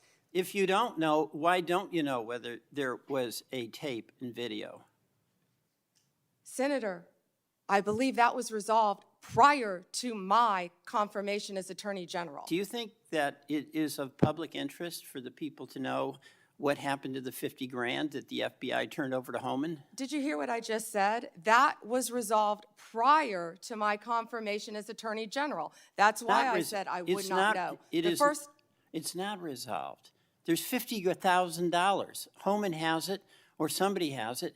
Do you have no interest in knowing where it is? You're not going to sit here and slander Tom Homan. The FBI and Deputy Director Blanche said there was nothing. I'm not slamming Tom Homan. He got the 50 Tom grand. Homan is doing, how do you know that? Tom Homan is doing a great job, as our borders are, keeping your border state safe. You're a border state. Thank you, Senator Welch. We're going to Madam turn President, could no, I have not right 1 now. minute? Not right now. At the end, On a if you wait, we'll point of talk about personal it. privilege? Not right now. There, The Senator witness Tillis and many others have been waiting their turn. I know, so but this you is can 1 hold minute, until and the it end. relates to testimony that she gave No, about me. Senator Tillis, go ahead. Thank you, Madam Chair. General Bondi, thank you for being here. I'm going to get parochial for a bit of time. Maybe I have some time for some of the other questions, but the eastern band of the Cherokee is this island that's at the very end of western North Carolina. You got convergence of Tennessee and Georgia, South Carolina nearby. But they're an island and they sell pot, and I got no problem with that. What I have a problem with is some of their actions or activities that are, I think, concerning me that actually speak to the broader issue here about marijuana and what we ultimately do with it, with nearly 36 states having it either medical, recreational, or hybrid. But this kind of feels like, to me, the way the tobacco industry got attacked for advertising to young people. We already know, incidentally, that we got a vape problem around here, particularly among young people. And Madam Chair, if I may, I'd like to seek unanimous consent for letters from the Sheriff's Association and the Federal Law Enforcement Officers Association Foundation citing the serious problem we have here with illegal vapes in this country. Without objection. Thank you. But, you know, this worries me because it's a money-making enterprise. It kind of seems like it's preying on younger people. But then I want to talk about this handy app you can get now. Now, it's illegal in North Carolina and Tennessee and Georgia and South Carolina to buy pot, but apparently you can go order it on an app, then right over there to the boundary and get it, I assume that they're not delivering it outside of the boundary, because I think that would be illegal. Would that be illegal? Senator, thank you for pointing that out. I was not familiar with that app, but we will certainly look at that. Yeah. Do you, if I get, let's say I get an illegal, let's get a vape from China. A lot of them are manufactured in China, not The subject majority. to anywhere near the sort of scrutiny that we have here in the United States. If that illegal vape let's say it's, I don't know what it's loaded with, but it gets if it's illegal in the state of North Carolina, and let's say it comes in, I'm using a hypothetical example, into the port of Wilmington, and then finds its way to New York or some other state that has legalized marijuana, is that an illegal transportation of a controlled substance?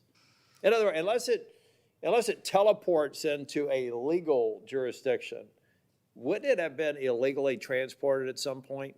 Based on federal law, Senator. Based on yes. federal law, okay. Now, do you, are you familiar with the science of teleportation? No, Senator. I don't think it's been perfected yet. And so it requires a physical movement from one place to the other. I've asked a number of people when they've come before this committee, and hopefully I can get your attention on this too, General Bondi. There's a growing operation in Western North Carolina that is a part of the tribal lands. The problem is I can't find any legal way to get this pot that is grown here to the dispensary that's in another non-contiguous area of the boundary. So you see what I mean? I'm just trying to figure out how the eastern band of the Cherokee are legally transporting what they're growing at scale here to what they're advertising in Charlotte on the billboards as one of the country's largest dispensaries, and apparently also offering to let you buy it online. So can I get your commitment within the DOJ, not you personally, but that can I just get a definitive answer that there's no there, that they are legally transporting it, or that we do have something here that doesn't seem to comport with federal law? Yeah, Senator, I will absolutely have my team look at that issue, and I'm not familiar with that establishment.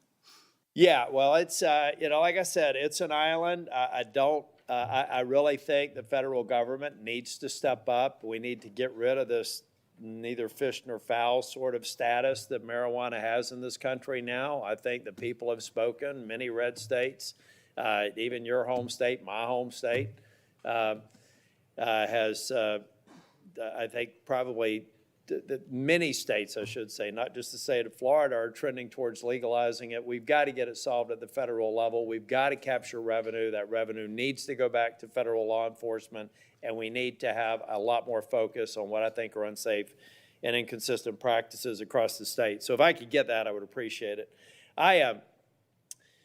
General Bondi, I'm kind of a boring management consultant, nerd that believes in best practices as a way to kind of move forward and create consistent outcomes. I'm having a real struggle right now with the National Guard being deployed and masking the abject failure of leaders at the state and local level.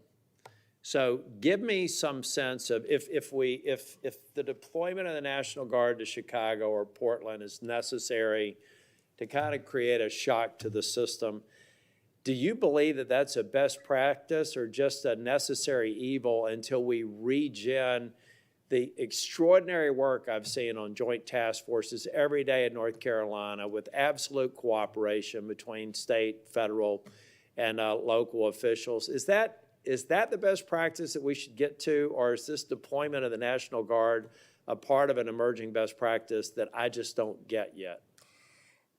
Senator Tillis, seeing what's happening in Chicago, they need the National Guard. Our ICE members need the National Guard to protect the national buildings. Oh, 100%. I'm talking about when it wades into local law enforcement. See, I felt like deployment in D.C. made sense because of the hybrid nature of D.C. What I'm saying is outside of that defending federal buildings and federal law enforcement, addressing, I think you mentioned over 500 murders in Chicago, it would just seem to me that all those bums should be thrown out in an election. And are we masking an underlying problem that will come back the minute we leave? That's what I'm talking about. Not the protection of federal buildings and federal law enforcement officers, but almost the sense that they become an arm of local law enforcement. I don't consider that a best practice. It doesn't sound like you do either. Well, I don't believe our National Guard want to be doing that, but they're going to be where they have to be to keep Americans safe. In Memphis right now, the highest violent crime rate in the country. I was on the ground with Secretary Hegseth there, and our Guard was there, and they were thrilled. They're ready to help, and we used all Tennessee Guard there. Secretary Hegseth used all Tennessee Guard. They're working hand in hand with the Memphis Police Department, who I believe were very happy to have them there, helping them to keep Memphis safe. Can I go back to the vaping again that you brought up, please, Senator? So I went to Chicago, actually, with Secretary Kennedy, and it was just outside of Chicago in a suburb, and we were there talking about the illegal vapes and what parents need to know. This is a bipartisan issue. What people need to know, these illegal vapes, they're all over this country. You can buy them in convenience stores. You can buy them in grocery stores. One vape is the equivalent of, I believe, 20 cigarettes. The flavored ones are illegal, and they're targeting children, what you said earlier. Some of these vapes, and I had never seen this until we were there, even have video games attached to them. That's not targeting an adult. It's targeting a child. And they're also, the majority, are coming in from China, which is illegal, and they're lacing them with THC. Now, right now, I can't say that I have seen deaths with fentanyl laced, but we want to get on the front end of this because that's what's next. We have to do If and- we and don't control hopefully this that- in every single one of our states, that's what's next. And for the first time, we're getting on the front end of a very serious problem around our country. And Senator Moody, you fought this as well. So thank you for letting me address that, Senator Well, Tillis. And parents need to know that. We do. We need to focus on it. And all I'm saying from a political standpoint is that if we're only, well, let's get President Trump is termed out. He'll only be able to serve out his second term. And I believe the president is absolutely focused on making these dangerous cities safer. I reject any notion that Charlotte's on that list, by the way. So whether you're a Democrat or Republican, bring it on. But I see 3.5 years from now, if we don't address the systemic problems, that what we've basically done is given a governor and mayor and city councilman a pass on failing to protect their people. I was formerly Speaker of the House in North Carolina. If I thought I had to have the president deploy troops to keep North Carolina safe, I would have considered myself a failure as a state leader. And so I just hope we strike the balance so that we're not fixing a problem temporarily, only to come back maybe even worse than the problem we're fixing the moment this president who's committed to local safety leaves. And that's something that